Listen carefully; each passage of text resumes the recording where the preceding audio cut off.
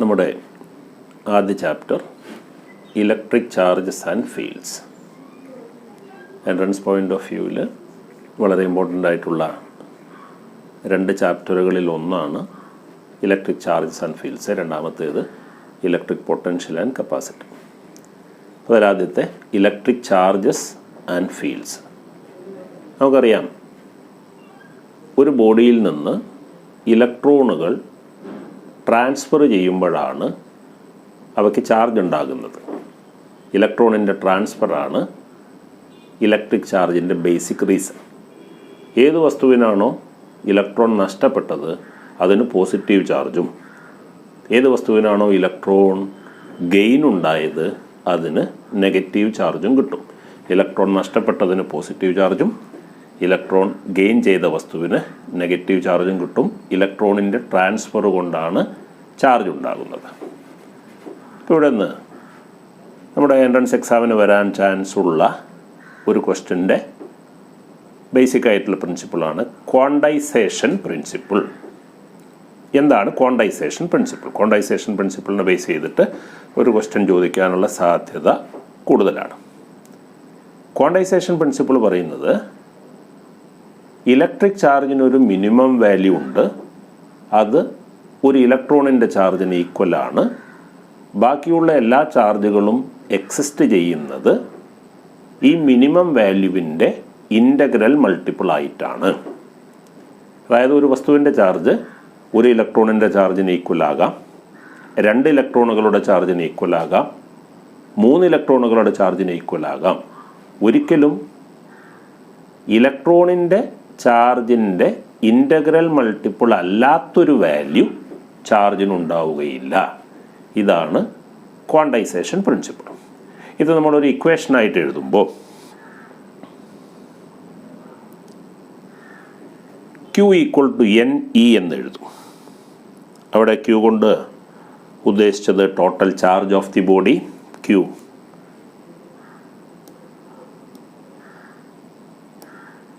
Quantisation principle Q is equal to NE. അവിടെ ഈ കാണുന്ന Q ബോഡിയുടെ ടോട്ടൽ ചാർജ്, E എന്നുള്ളത് ഇലക്ട്രോണിൻ്റെ ചാർജ്, N എന്നുള്ളത് ഒരു നമ്പറാണ്, 1, 2, 3. ആ എന്നിൻ്റെ വാല്യൂ ഒരിക്കലും N1 ആവാം, N2 ആകാം, N3 ആകാം. എന്നിൻ്റെ വാല്യൂ 1 2 അങ്ങനെ ഒരിക്കലും വരില്ല. ഇതാണ് ക്വാണ്ടൈസേഷൻ പ്രിൻസിപ്പിൾ. അപ്പോൾ ഏതൊരു ഒബ്ജക്റ്റിൻ്റെയും ഇലക്ട്രിക് ചാർജിന് നമുക്ക് Q ഈക്വൽ ടു NE എന്ന രൂപത്തിൽ എഴുതാം. അതാണ് ക്വാണ്ടൈസേഷൻ പ്രിൻസിപ്പിളിൻ്റെ ഇക്വേഷൻ.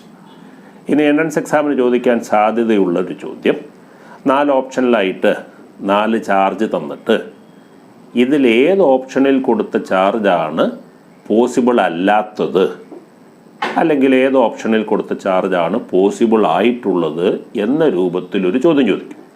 അപ്പോൾ നമ്മൾ ചെയ്യേണ്ടത്, ആദ്യത്തെ ഓപ്ഷനിൽ, ഫസ്റ്റ് ഓപ്ഷനിലുള്ള ചാർജിനെ ഇലക്ട്രോണിൻ്റെ ചാർജ് കൊണ്ട് ഡിവൈഡ് ചെയ്ത് നോക്കുക. 1.6 × 10⁻⁻19 ആണ് ഇലക്ട്രോണിൻ്റെ ചാർജ്.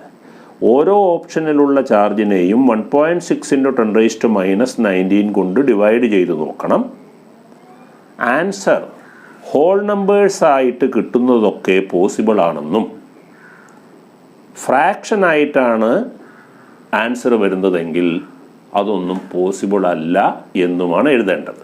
ചെയ്യേണ്ടത് ഇത്രമാത്രം, ഓരോ ഓപ്ഷനിലും തന്നിട്ടുള്ള ചാർജിനെ ഇലക്ട്രോണിൻ്റെ ചാർജ് കൊണ്ട് ഡിവൈഡ് ചെയ്ത് നോക്കുക. നിങ്ങൾക്ക് കിട്ടുന്ന ആൻസർ ഹോൾ നമ്പേഴ്സ് ആണെങ്കിൽ ആ ചാർജ് പോസിബിൾ ആണ്, ഹോൾ നമ്പർ അല്ലെങ്കിൽ അത് പോസിബിൾ അല്ല. ക്വാണ്ടൈസേഷൻ പ്രിൻസിപ്പിളിനെ ബേസ് ചെയ്തിട്ട് വരുന്ന ക്വസ്റ്റ്യൻ മനസ്സിലായല്ലോ. ഇക്വേഷൻ എന്താണ്? Q equal to NE. N എന്നുള്ളത് നമ്പർ, E ഇലക്ട്രോണിൻ്റെ charge, Q total charge of the object. Okay,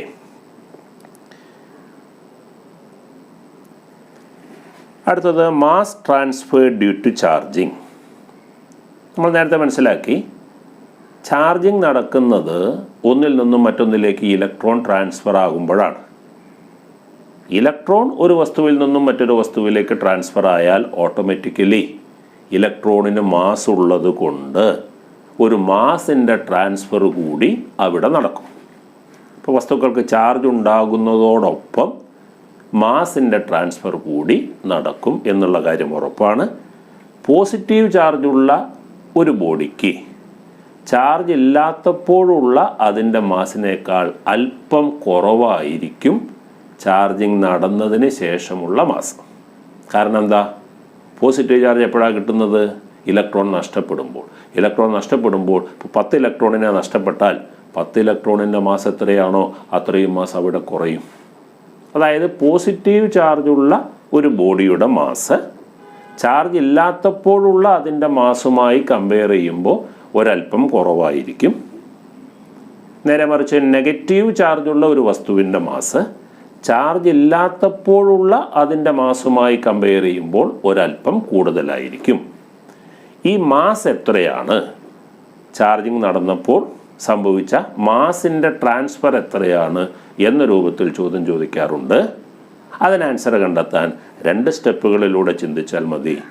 ആദ്യം ക്വാണ്ടൈസേഷൻ പ്രിൻസിപ്പിൾ അപ്ലൈ ചെയ്ത് ഈ ചോദ്യത്തിൽ പറയുന്ന വസ്തുവിൽ നിന്ന് എത്ര ഇലക്ട്രോണിൻ്റെ ട്രാൻസ്ഫർ ആണ് നടന്നത് എന്ന് കണ്ടെത്തുക. എങ്ങനെയാണത്? ആ ചോദ്യത്തിൽ പറയുന്ന ഒബ്ജക്റ്റിൻ്റെ ചാർജിനെ ഇലക്ട്രോണിൻ്റെ ചാർജ് കൊണ്ട് ഡിവൈഡ് ചെയ്യും. നമുക്ക് ട്രാൻസ്ഫർ ചെയ്ത ഇലക്ട്രോണിൻ്റെ നമ്പർ കിട്ടും. അതിനെ ഒരു ഇലക്ട്രോണിൻ്റെ മാസ് കൊണ്ട് മൾട്ടിപ്ലൈ ചെയ്താൽ ചാർജിങ് നടന്നപ്പോൾ എന്തുമാത്രം മാസാണ് ട്രാൻസ്ഫർ ചെയ്തത് എന്ന് നമുക്ക് നിഷ്പ്രയാസം കണ്ടെത്താൻ പറ്റും. So mass transfer due to charging equal to Q/E. എന്ത് കിട്ടും? നമ്പർ ഓഫ് ഇലക്ട്രോൺ ട്രാൻസ്ഫേർഡ് കിട്ടും. അതിനെ എന്തുകൊണ്ട് മൾട്ടിപ്ലൈ ചെയ്യണം? ഇലക്ട്രോണിൻ്റെ മാസ് കൊണ്ട് മൾട്ടിപ്ലൈ ചെയ്യണം. ഇലക്ട്രോണിൻ്റെ മാസ് 9.1 ഇൻറ്റു 10⁻⁻31 കിലോഗ്രാമാണ്. ഓക്കെ, ക്വാണ്ടൈസേഷൻ പ്രിൻസിപ്പൾ മനസ്സിലായി, mass transfer due to charging മനസ്സിലായി, അതെങ്ങനെ കണ്ടെത്താം എന്നുള്ളതിൻ്റെ ഇക്വേഷൻ മനസ്സിലായി. Q/E into ME. Okay, positive ചാർജുള്ള വസ്തുവിൻ്റെ മാസ് ഒരല്പം കുറവായിരിക്കും, നെഗറ്റീവ് ചാർജുള്ള വസ്തുവിൻ്റെ മാസ് ഒരല്പം കൂടുതലായിരിക്കും. ആ മാസ് ഡിഫറൻസ് ആണ് നമ്മൾ ഇങ്ങനെ കണ്ടെത്തുന്നത്. ഓക്കെ, ഇലക്ട്രോണിൻ്റെ മാസ് നേരത്തെ ഞാൻ പറഞ്ഞു 9.1 ഇൻറ്റു 10⁻⁻31 കിലോഗ്രാം. ആ കൂട്ടത്തിൽ പ്രോട്ടോണിൻ്റെ മാസിൻ്റെ വാല്യൂ കൂടി നിങ്ങൾ മനസ്സിലാക്കേണ്ടതുണ്ട്. 1.67 ഇൻറ്റു 10⁻27 കിലോഗ്രാം. -31 ആണ് ഇലക്ട്രോണിൻ്റെ മാസ്, -27 ആണ് പ്രോട്ടോണിൻ്റെ മാസ് വരിക.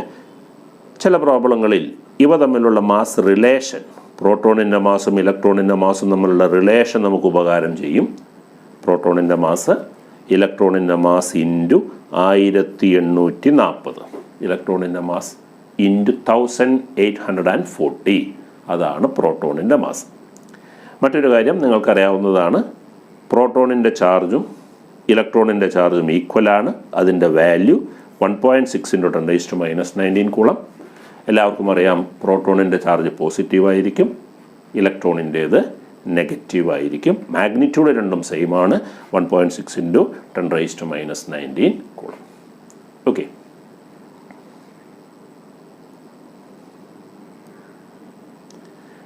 അടുത്തത് force between 2 electric charges, coulomb's law. 2 electric ചാർജുകൾ തമ്മിൽ ഒരു ഫോഴ്സ് കാണും. 2 പോസിറ്റീവ് ചാർജുകളാണെങ്കിൽ റിപ്പൾസീവ് ഫോഴ്സ്, 2 നെഗറ്റീവ് ചാർജുകളാണെങ്കിൽ റിപ്പൾസീവ് ഫോഴ്സ്. ഒരു ചാർജ് പോസിറ്റീവും രണ്ടാമത്തെ ചാർജ് നെഗറ്റീവുമാണെങ്കിൽ അട്രാക്റ്റീവ് ഫോഴ്സ്. അട്രാക്ഷനോ റിപ്പൾഷനോ ആകട്ടെ, 2 ചാർജുകൾ തമ്മിൽ ഒരു ഫോഴ്സ് കാണും. ആ ഫോഴ്സ് ആ 2 ചാർജുകളുടെ പ്രോഡക്ട്സിൻ്റെ മാഗ്നിറ്റ്യൂഡിനെ Q1, ഒന്നാമത്തെ ചാർജിൻ്റെ വാല്യൂ ഇൻറ്റു രണ്ടാമത്തെ ചാർജിൻ്റെ വാല്യൂ Q1 Q2, ആ പ്രോഡക്റ്റിന് ഡിപ്പെൻഡ് ചെയ്യും. ചാർജുകളുടെ സെൻറ്ററുകൾ തമ്മിലുള്ള ഡിസ്റ്റൻസിൻ്റെ സ്ക്വയറിനെ ഡിപ്പെൻഡ് ചെയ്യും. 2 ഫാക്ടേഴ്സിനെയാണ് ഡിപ്പെൻഡ് ചെയ്യുക. ഒന്ന് പ്രോഡക്റ്റ് ഓഫ് ദി 2 ചാർജസ്, രണ്ടാമത്തേത് distance between the centres of the 2 charges. Okay, force കണ്ടെത്താനുള്ള equation 1/4πε0 Q1 Q2 divided by R². R എന്നുള്ളത് ഒന്നാമത്തെ ചാർജിൻ്റെ സെൻറ്ററിൽ നിന്ന് രണ്ടാമത്തതിൻ്റെ സെൻറ്റർ വരെയുള്ള ഡിസ്റ്റൻസാണ്. 1/4πε0 എന്നുള്ളത് ഒരു കോൺസ്റ്റൻറ്റ് പ്രൊപ്പോർഷണാലിറ്റി കോൺസ്റ്റൻറ്റ്, ആ രണ്ട് ചാർജുകൾക്കിടയിലുള്ള മീഡിയം എയർ ആണെങ്കിലാണ് നമ്മൾ 1/4πε0 എന്ന വാല്യൂ കോൺസ്റ്റൻറ്റിനായിട്ട് ഉപയോഗിക്കേണ്ടത്. ε0യുടെ മാത്രം വാല്യൂ 8.85 × 10⁻⁻12 ആണ്. 1/4πε0 എന്ന് പറഞ്ഞാൽ അത് 9 × 10⁻9 എന്ന് വരും. ഓക്കെ, അപ്പോൾ രണ്ട് ചാർജുകൾ തമ്മിലുള്ള ഫോഴ്സ് കണ്ടെത്താനുള്ള ഇക്വേഷൻ ഒരിക്കലും മറക്കരുത്. 1/4πε0 Q1 Q2 / R². ആ രണ്ട് ചാർജുകൾക്കിടയിലുള്ള മീഡിയം എയർ ആണെങ്കിൽ. ഓക്കെ, അടുത്തത് ആ രണ്ട് ചാർജിനിടയിൽ എയർ അല്ലാത്ത മറ്റേതെങ്കിലും ഒരു മീഡിയം ആണെങ്കിൽ ഫോഴ്സിൻ്റെ ഇക്വേഷൻ 1/4πε0 എപ്സിലോൺ ആണ്. നേരത്തെ പറഞ്ഞതെല്ലാം ഉണ്ട്. ആ കൂടെ ഒരു εr കൂടി വന്നു കഴിഞ്ഞു. εr എന്നുള്ളത് relative permittivity of the medium. രണ്ട് ചാർജിനിടയിൽ എയർ അല്ല എന്ന് നമ്മൾ പറഞ്ഞു.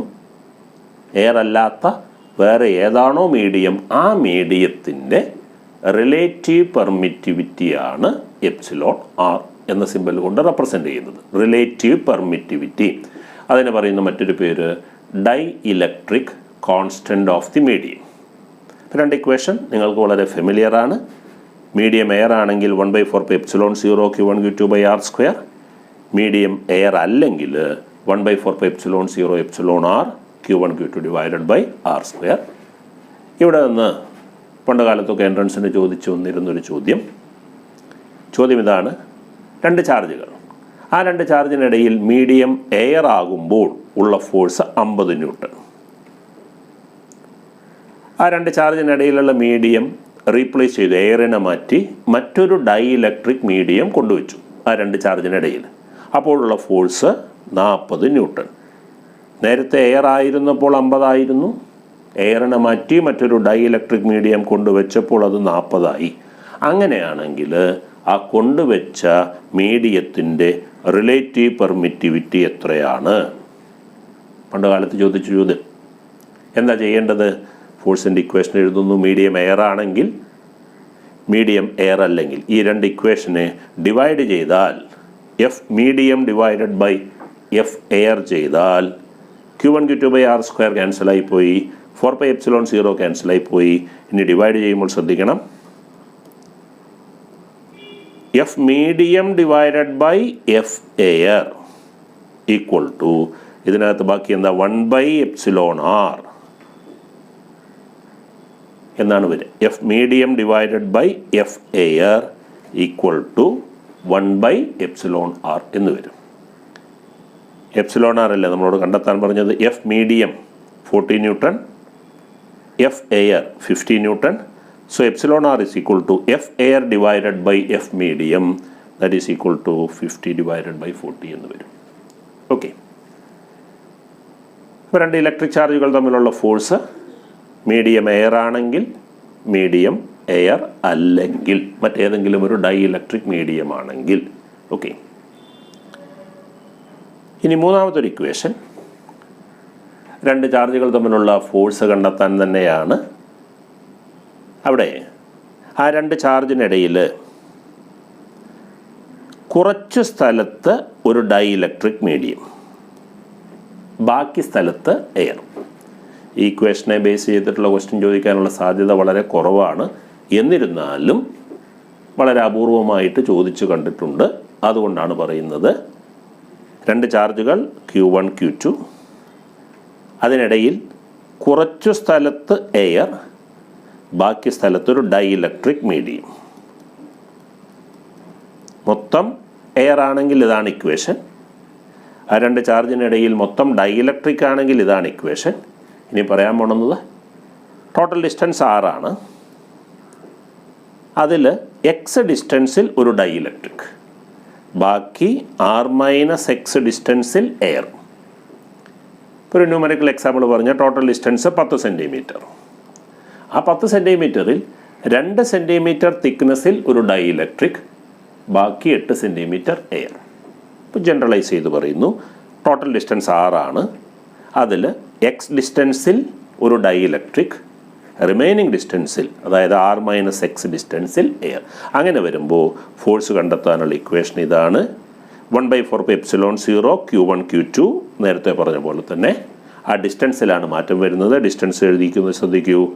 r-x, എയർ ഉള്ള സ്ഥലം r-x plus x × √ε0r the whole square. ഇപ്പോൾ ഈ 3 ഇക്വേഷനാണ് ഫോഴ്സ് ബിറ്റ്വീൻ 2 ഇലക്ട്രിക് ചാർജസ് ആയിട്ട് നിങ്ങൾ മനസ്സിലാക്കി വെക്കേണ്ടത്. ആദ്യത്തെ 2 വളരെ ഇമ്പോർട്ടൻ്റ് ആണ്. മൂന്നാമത്തേത് ഒരു സ്റ്റെപ്പിനെ പോലെ മനസ്സിൽ സൂക്ഷിക്കണം. ആദ്യത്തേത് ചാർജിനിടയിൽ ഉള്ള മീഡിയം എയർ ആണെങ്കിൽ, രണ്ടാമത്തേത് ചാർജുകൾക്കിടയിലുള്ള മീഡിയം ഡൈഇലക്ട്രിക് ആണെങ്കിൽ, മൂന്നാമത്തേത് 2 ചാർജുകൾ അതിനിടയിൽ കുറച്ച് സ്ഥലത്ത് എയറും ബാക്കി സ്ഥലത്ത് ഡൈഇലക്ട്രിക്കും വന്നാൽ, ഇവിടെ ആറാണ് ടോട്ടൽ ഡിസ്റ്റൻസ്.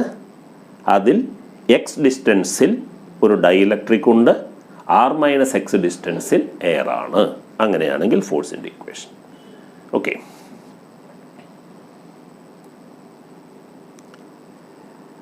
അടുത്തത് പെർമിറ്റിവിറ്റിയുടെ യൂണിറ്റ്, അതുപോലെ പെർമിറ്റിവിറ്റിയുടെ ഡയമെൻഷൻ. പെർമിറ്റിവിറ്റിയുടെ യൂണിറ്റും ഡയമെൻഷനും നിങ്ങൾ ബൈഹാർട്ട് ചെയ്യേണ്ട ആവശ്യമില്ല. 2 ഇലക്ട്രിക് ചാർജുകൾ തമ്മിലുള്ള ഫോഴ്സ് കണ്ടെത്താനുള്ള ഇക്വേഷനിൽ നിന്ന് F = 1/4πε0 Q1 Q2/r² എന്ന ഇക്വേഷനിൽ നിന്ന് റീഅറേഞ്ച് ചെയ്താൽ ε0യുടെ, അതായത് പെർമിറ്റിവിറ്റിയുടെ യൂണിറ്റും ഡയമെൻഷനും കിട്ടും എന്ന് മനസ്സിലാക്കിയാൽ മതി. Okay,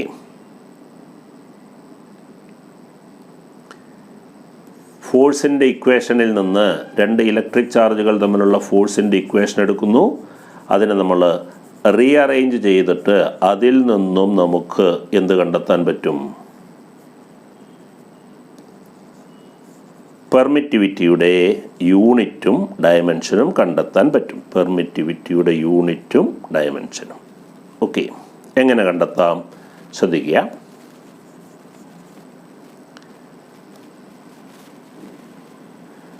ഫോഴ്സിൻ്റെ equation 1/4πε0 Q1 Q2 /r².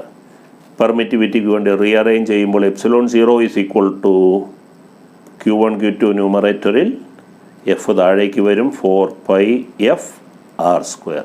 ഇനി യൂണിറ്റ് വേണമെങ്കിൽ Q1ൻ്റെ യൂണിറ്റ് കൂളം, ചാർജിൻ്റെ യൂണിറ്റ് കൂളം, Q2ൻ്റെ യൂണിറ്റ് കൂളം, ഫോഴ്സിൻ്റെ യൂണിറ്റ് ന്യൂട്ടൺ, 4π യൂണിറ്റ് ഇല്ല. r എന്നുള്ളത് ഡിസ്റ്റൻസ് ആണ്, ഡിസ്റ്റൻസിൻ്റെ square, metre square. Coulomb square n⁻⁻1 m⁻². Okay, അപ്പോൾ ഫോഴ്സിൻ്റെ ഇക്വേഷനിൽ നിന്ന് പെർമിറ്റിവിറ്റിയുടെ യൂണിറ്റ് സംഘടിപ്പിക്കാം എന്നോർത്താൽ മതി. ഓക്കെ, അതുപോലെ തന്നെ ഡയമെൻഷൻ. എങ്ങനെ ഡയമെൻഷൻ എഴുതുന്നു?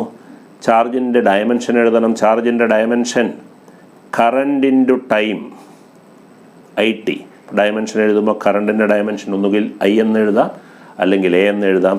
A × T, ഇതാണ് ചാർജിൻ്റെ ഡയമെൻഷൻ. രണ്ടാമത്തെ ചാർജ് മറ്റൊരു AT. ഫോഴ്സിൻ്റേത് mL/T⁻². r എന്നുള്ളത് ഡിസ്റ്റൻസ് ആണ്.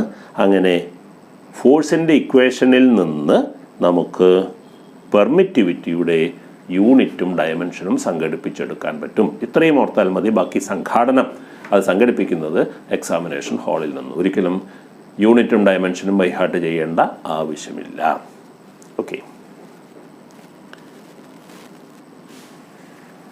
അടുത്തത് സൂപ്പർ പൊസിഷൻ പ്രിൻസിപ്പിളാണ്. നമ്മളിപ്പോൾ മനസ്സിലാക്കി 2 ഇലക്ട്രിക് ചാർജുകൾ തമ്മിലുള്ള ഫോഴ്സ് എങ്ങനെ കണ്ടെത്താമെന്ന്. ആ ഫോഴ്സിൻ്റെ ഡയറക്ഷൻ നോക്കുന്നത് വളരെ ഇമ്പോർട്ടൻ്റ് ആണ്. ഫോഴ്സിൻ്റെ ഡയറക്ഷൻ നോക്കാൻ നമ്മൾ ചെയ്യേണ്ടത്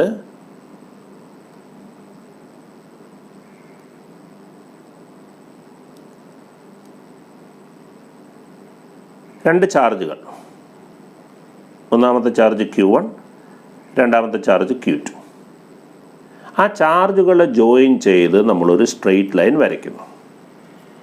ആ സ്ട്രെയിറ്റ് ലൈനിലൂടെയായിരിക്കും 2 ചാർജുകൾ തമ്മിലുള്ള ഫോഴ്സ്. ഇതാണ് ആദ്യം മനസ്സിലാക്കേണ്ടത്. 2 ചാർജുകളെ ജോയിൻ ചെയ്യുന്ന സ്ട്രെയിറ്റ് ലൈനിലൂടെ. ഓക്കെ, ഇനി ഒന്നാമത്തെ ചാർജ് പോസിറ്റീവാണ്, രണ്ടാമത്തേതും പോസിറ്റീവാണെങ്കിൽ നമുക്കറിയാം റിപ്പൽഷനാണെന്ന്. ഈ ലൈനിലൂടെ ഫോഴ്സ് ഇതാ ഇങ്ങനെ കാണും. ആദ്യത്തെ ചാർജ് നെഗറ്റീവാണ്, രണ്ടാമത്തേതും നെഗറ്റീവാണെങ്കിലും റിപ്പൽഷനാണ്. അപ്പോഴും ആ ലൈനിലൂടെ, ഏത് ലൈനിലൂടെ? ചാർജുകളുടെ സെൻറ്ററുകളെ ജോയിൻ ചെയ്യുന്ന ലൈനിലൂടെ. ഇനി അടുത്തത്, ഒന്നാമത്തെ ചാർജ് പോസിറ്റീവാണ്, രണ്ടാമത്തെ ചാർജ് നെഗറ്റീവാണെങ്കിൽ ഫോഴ്സിൻ്റെ ഡയറക്ഷൻ നോക്കാൻ നമ്മൾ ചെയ്യേണ്ടത് പതിവ് പോലെ ഒരു സ്ട്രെയിറ്റ് ലൈൻ വരയ്ക്കുന്നു. എവിടെ നിന്ന് എങ്ങോട്ട്? ഒന്നാമത്തെ ചാർജിൻ്റെ സെൻറ്ററിൽ നിന്ന് രണ്ടാമത്തതിൻ്റെ സെൻറ്ററിലൂടെ. ആ ലൈനിലൂടെ ആയിരിക്കും ഫോഴ്സ്. Positive negative അട്രാക്ഷനാണ്. അപ്പോൾ ഇവിടെ നിന്ന് ഇങ്ങോട്ട് ആ ലൈനിലൂടെ, ഇവിടെ നിന്ന് ഇങ്ങോട്ട് അതും ആ ലൈനിലൂടെ. അപ്പോൾ രണ്ട് ചാർജുകൾ തമ്മിലുള്ള ഫോഴ്സ് ആ ചാർജുകളെ ജോയിൻ ചെയ്യുന്ന സ്ട്രെയിറ്റ് ലൈനിലൂടെ ആയിരിക്കും എന്നാദ്യം മനസ്സിലാക്കണം. ഓക്കെ. ഇനി സൂപ്പർ പൊസിഷൻ പ്രിൻസിപ്പിൾ പറയുന്നത്, നമ്മളൊരു സിസ്റ്റത്തിനകത്ത് 3 ചാർജുകളുണ്ടെങ്കിൽ Q1, Q2, Q3. ഈ Q1 എന്ന ചാർജിന് Q2 കൊണ്ടും ഫോഴ്സ് കാണും, Q3 കൊണ്ടും ഫോഴ്സ് കാണും. Q1ഉം Q2ഉം തമ്മിലുള്ള ഫോഴ്സ് നേരത്തെ പറഞ്ഞ പോലെ കാണുന്നു. Q1ഉം Q3യും തമ്മിലുള്ള ഫോഴ്സ് നേരത്തെ മനസ്സിലാക്കിയ പോലെ കാണുന്നു. ആ രണ്ട് ഫോഴ്സുകളുടെ റിസൾട്ടൻ്റ് കാണുന്നു. അതാണ് total force experienced by Q1. അതായത് ഒരു ചാർജ് സിസ്റ്റത്തിലെ ഏതെങ്കിലും ഒരു ചാർജിലെ ടോട്ടൽ ഫോഴ്സ് എന്ന് പറയുന്നത് ആ ചാർജിന് ആ സിസ്റ്റത്തിലുള്ള ബാക്കിയുള്ള ഓരോ ചാർജുകൾ കൊണ്ടുള്ള ഫോഴ്സുകൾ സെപ്പറേറ്റ് കണ്ടിട്ട് അവയുടെ റിസൾട്ടൻ്റ് കാണണം. ഒന്നാമത്തതിലെ നെറ്റ് ഫോഴ്സ് കാണാൻ 1ഉം 2ഉം തമ്മിലുള്ള ഫോഴ്സ് കാണണം, 1ഉം 3ഉം തമ്മിലുള്ള ഫോഴ്സ് കാണണം. ഈ രണ്ടെണ്ണത്തിൻ്റെ റിസൾട്ടൻ്റ് കാണണം. ഇനി 4 ചാർജുകളുണ്ടെങ്കിലോ? ഒന്നാമത്തെ ചാർജിലെ നെറ്റ് ഫോഴ്സ് കാണാൻ 1ഉം 2ഉം തമ്മിലുള്ള ഫോഴ്സ് കാണണം, 1ഉം 3ഉം തമ്മിലുള്ള ഫോഴ്സ് കാണണം, 1ഉം 4ഉം തമ്മിലുള്ള ഫോഴ്സ് കാണണം. എന്നിട്ട് ആ 3 എണ്ണത്തിൻ്റെ റിസൾട്ടൻ്റ് കാണണം. ഇതാണ് സൂപ്പർ പൊസിഷൻ പ്രിൻസിപ്പിൾ പറയുന്നത്. ഓക്കെ. അപ്പോൾ ഇതിപ്പോൾ ഈ സൂപ്പർ പൊസിഷൻ പ്രിൻസിപ്പിൾ നമ്മൾ അപ്ലൈ ചെയ്യുമ്പോൾ ചോദ്യത്തിൽ ചാർജുകളുടെ എണ്ണം വളരെ കൂടുതലാണെങ്കിൽ നമുക്ക് ഒരുപാട് സമയമെടുത്താലേ ആ net force super position principle ഉപയോഗിച്ച് കണ്ടെത്താൻ പറ്റും. അതുകൊണ്ട് തന്നെ എൻട്രൻസ് എക്സാമിന് ചോദിക്കുന്നതിൽ ഒന്നുകിൽ 3 ചാർജുകളെ കാണൂ, അതല്ലെങ്കിൽ 4 ചാർജ്. അതിനപ്പുറം ചാർജുകളുള്ള കേസൊന്നും ഇതുവരെ ചോദിച്ചിട്ടില്ല. ചോദിക്കാത്തതിന് കാരണം 3ഓ 3-ലധികമോ ചാർജുകൾ ഉണ്ടെങ്കിൽ, അല്ലെങ്കിൽ 3-ൽ കൂടുതൽ ചാർജുകൾ ഉണ്ടെങ്കിൽ സൂപ്പർ പൊസിഷൻ പ്രിൻസിപ്പിൾ ഉപയോഗിച്ച് ഏതെങ്കിലും ഒരു ചാർജിലെ നെറ്റ് ഫോഴ്സ് കണ്ടുപിടിക്കാൻ ഒരുപാട് സമയമെടുക്കും എന്നുള്ളത് കൊണ്ടാണ് അത് ചോദിക്കാത്തത്. അതുകൊണ്ട് സാധാരണ 99%ഉം ചോദിക്കാൻ സാധ്യതയുള്ളത് 3 ചാർജുകളുള്ള ഒരു സിസ്റ്റത്തിൽ എങ്ങനെ സൂപ്പർ പൊസിഷൻ പ്രിൻസിപ്പിൾ അപ്ലൈ ചെയ്യാം എന്നുള്ളതിനെ ബേസ് ചെയ്തിട്ടുള്ള ചോദ്യമാണ്. 3 ചാർജുകൾ, അത് തന്നെ ചില പ്രത്യേകതകളോട് കൂടിയ 3 ചാർജുകളാണ്. ഓക്കെ, അതെങ്ങനെയാണ് എന്ന് നോക്കാം.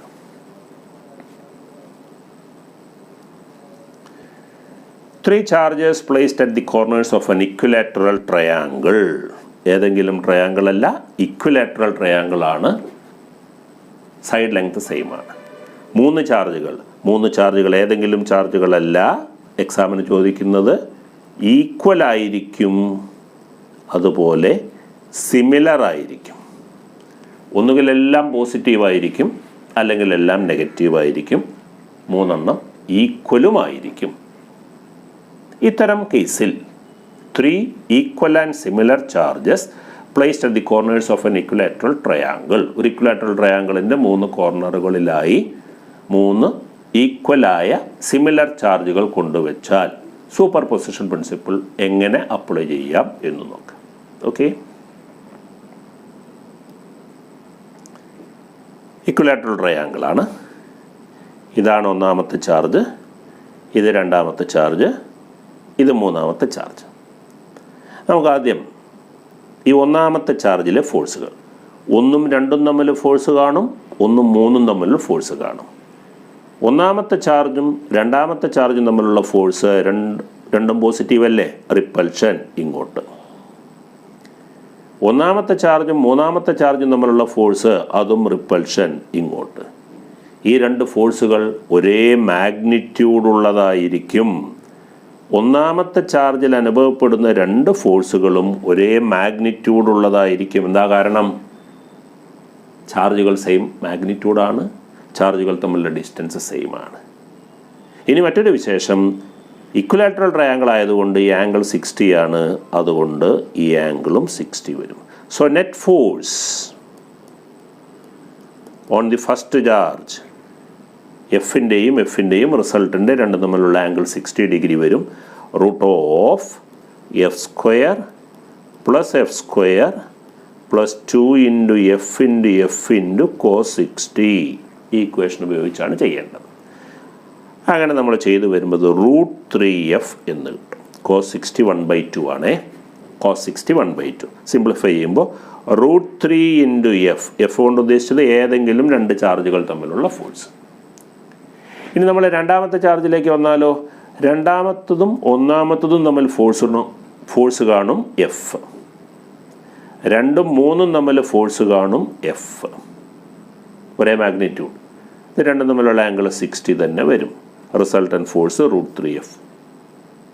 മൂന്നാമത്തെ ചാർജിലേക്ക് വന്നാലോ, 3ഉം 1ഉം തമ്മിൽ ഫോഴ്സ് എഫ്, 3ഉം 2ഉം തമ്മിൽ ഫോഴ്സ് എഫ്, അവ തമ്മിലുള്ള angle 60 degree. Resultant force root 3f. സിമ്പിളായിട്ട് എഴുതാം.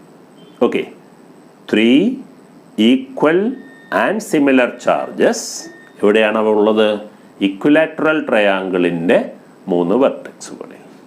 ഓക്കെ, ഇപ്പോൾ ഞാൻ പറഞ്ഞത് 3ഉം പോസിറ്റീവ് ആകുന്ന കേസാണ്, 3ഉം നെഗറ്റീവ് ആണെങ്കിലും ഇതുപോലെ തന്നെയാണ്. നെറ്റ് ഫോഴ്സ് റൂട്ട് 3f എന്ന് വരും. ഇനി ഇക്വലാറ്ററൽ ട്രയാങ്കിൾ തന്നെയാണ്. 2 ചാർജ് പോസിറ്റീവും 1 നെഗറ്റീവ്, പോസിറ്റീവ് നെഗറ്റീവ് ഇടകലർത്തിയുള്ള ചോദ്യം ഇതും ചോദിക്കാൻ സാധ്യതയുണ്ട്. നേരത്തെ ചെയ്ത പോലെ തന്നെയാണ് ചെയ്യുക, ഒരു സ്റ്റെപ്പിൽ മാത്രം ചെറിയൊരു വ്യത്യാസം, അതിനനുസരിച്ച് ഫൈനൽ ആൻസറിലും വ്യത്യാസം. എങ്ങനെയാണെന്ന് നോക്കാം. ഇവിടെ നെഗറ്റീവ് ചാർജാണ്, ഇത് പോസിറ്റീവ് ചാർജാണ്, മാഗ്നിറ്റ്യൂഡ് എല്ലാം സെയിം നേരത്തെ പറഞ്ഞ പോലെ തന്നെ. ഈ നെഗറ്റീവും പോസിറ്റീവും തമ്മിൽ അട്രാക്ഷൻ ഉണ്ടാകും എഫ്. ഈ നെഗറ്റീവും പോസിറ്റീവും തമ്മിൽ അട്രാക്ഷൻ ഉണ്ടാകും, അതും എഫ് ആയിരിക്കും. ഈ രണ്ട് ഫോഴ്സുകൾ തമ്മിലുള്ള ആംഗിൾ 60 ഡിഗ്രി. അപ്പോൾ റിസൾട്ടൻറ്റ് ഫോഴ്സ് എന്ത് വരും? റൂട്ട് 3f വരും. നേരത്തെ നമ്മൾ മനസ്സിലാക്കിയ പോലെ റൂട്ട് 3f. ഓക്കെ, ഇനി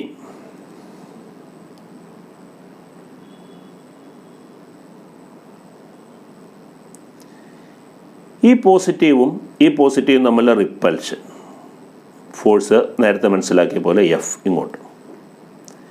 ഈ പോസിറ്റീവും ഈ നെഗറ്റീവും തമ്മിൽ അട്രാക്ഷൻ അത് ഇങ്ങോട്ടാണ്, മാഗ്നിറ്റ്യൂഡ് സെയിം ആണ് എഫ്. ഈ ആംഗിൾ പൊന്നുമക്കളെ ഇത് 120 ഡിഗ്രി എന്നാണ് വരിക. അങ്ങനെ വരുമ്പോൾ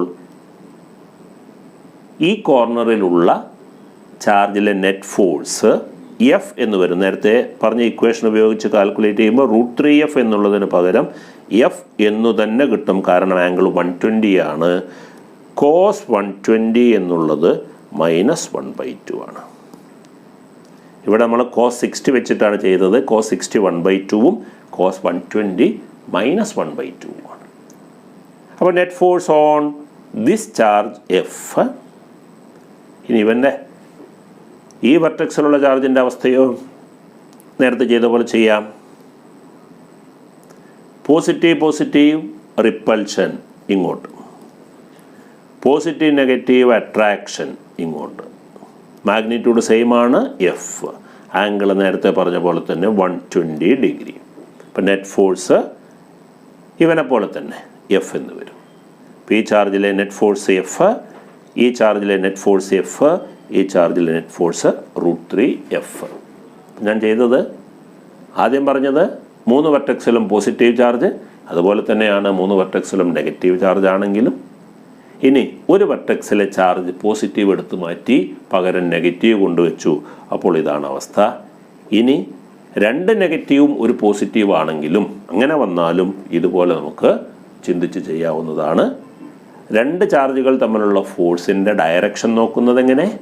ആ രണ്ട് ചാർജുകളെ ജോയിൻ ചെയ്യുന്ന സ്ട്രെയിറ്റ് ലൈൻ വരയ്ക്കുന്നു ആ ലൈനിലൂടെ. അട്രാക്ഷൻ ആണോ റിപ്പൾഷൻ ആണോ എന്നുള്ളത് ചാർജിൻ്റെ പോസിറ്റീവ് നെഗറ്റീവ് പൊളാരിറ്റി നോക്കി നമ്മൾ തീരുമാനിക്കുന്നു.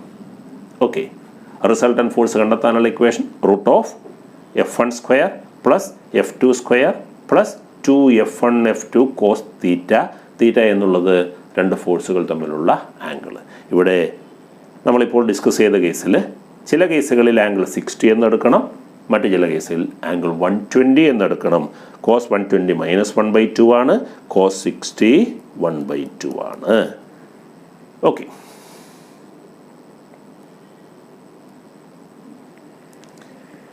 അടുത്തത് electric field produced by a point charge.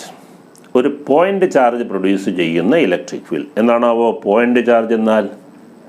പേര് സൂചിപ്പിക്കുന്ന പോലെ തന്നെ ആ ചാർജിൻ്റെ സൈസ് വളരെ കുറവാണ്, ഒരു പോയിന്റ് പോലെയേ ഉള്ളൂ പോയിന്റ് ചാർജ്. ഇത് അതിന് ചുറ്റും ഇലക്ട്രിക് ഫീൽഡ് ഉണ്ടാക്കും.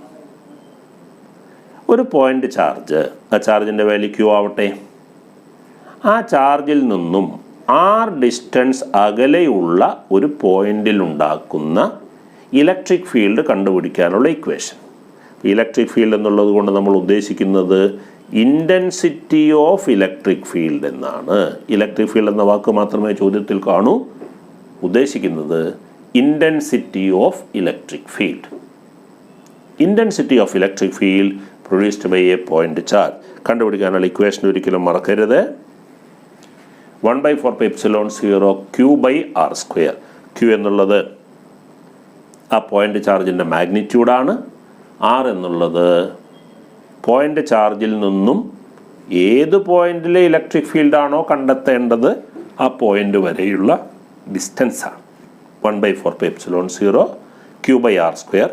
മീഡിയം എയർ അല്ല എങ്കിൽ ε0യുടെ കൂടെ εr കൂടി എഴുതണം. 1/4πε0 εr Q/r².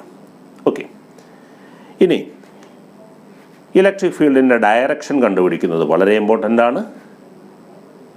എങ്ങനെയാണ് ഇലക്ട്രിക് ഫീൽഡിൻ്റെ ഡയറക്ഷൻ കണ്ടെത്തുന്നത് എന്ന് നോക്കാം.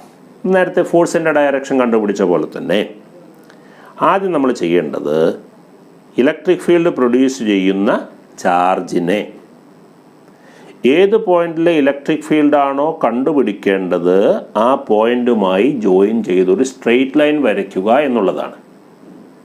എന്താണ് വരയ്ക്കേണ്ടത്? Straight line. എവിടെ നിന്ന് എങ്ങോട്ട്? ഇലക്ട്രിക് ഫീൽഡ് ഉണ്ടാക്കുന്ന ചാർജിൽ നിന്നും ഇലക്ട്രിക് ഫീൽഡ് കണ്ടെത്തേണ്ട പോയിന്റിലൂടെ സ്ട്രെയിറ്റ് ലൈൻ വരയ്ക്കുക. ആ ലൈനിലൂടെ ആയിരിക്കും ഇലക്ട്രിക് ഫീൽഡ് ആക്ട് ചെയ്യുന്നത്.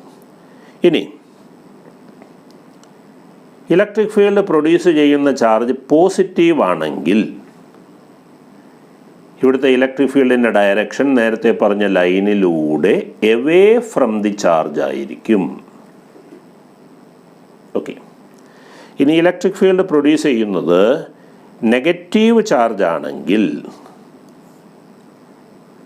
നെഗറ്റീവ് ചാർജാണ് ഇലക്ട്രിക് ഫീൽഡ് പ്രൊഡ്യൂസ് ചെയ്യുന്നത് എങ്കിൽ നേരത്തെ പറഞ്ഞ പോലെ സ്ട്രെയിറ്റ് ലൈൻ വരച്ചു. ഇവിടെ നിന്ന് എങ്ങോട്ട്?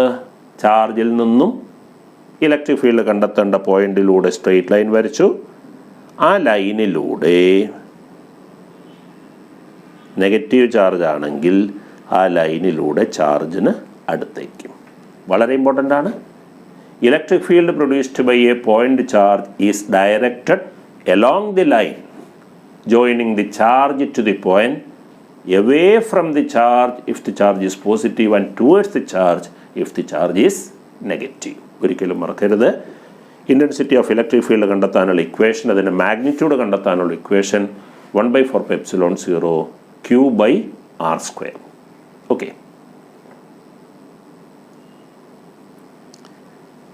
പോസിറ്റീവ് ചാർജ് അതിന് ചുറ്റിലും ഇലക്ട്രിക് ഫീൽഡ് ഉണ്ടാക്കും. ഡയറക്ഷൻ ചാർജിൽ നിന്നും അകലേക്ക്.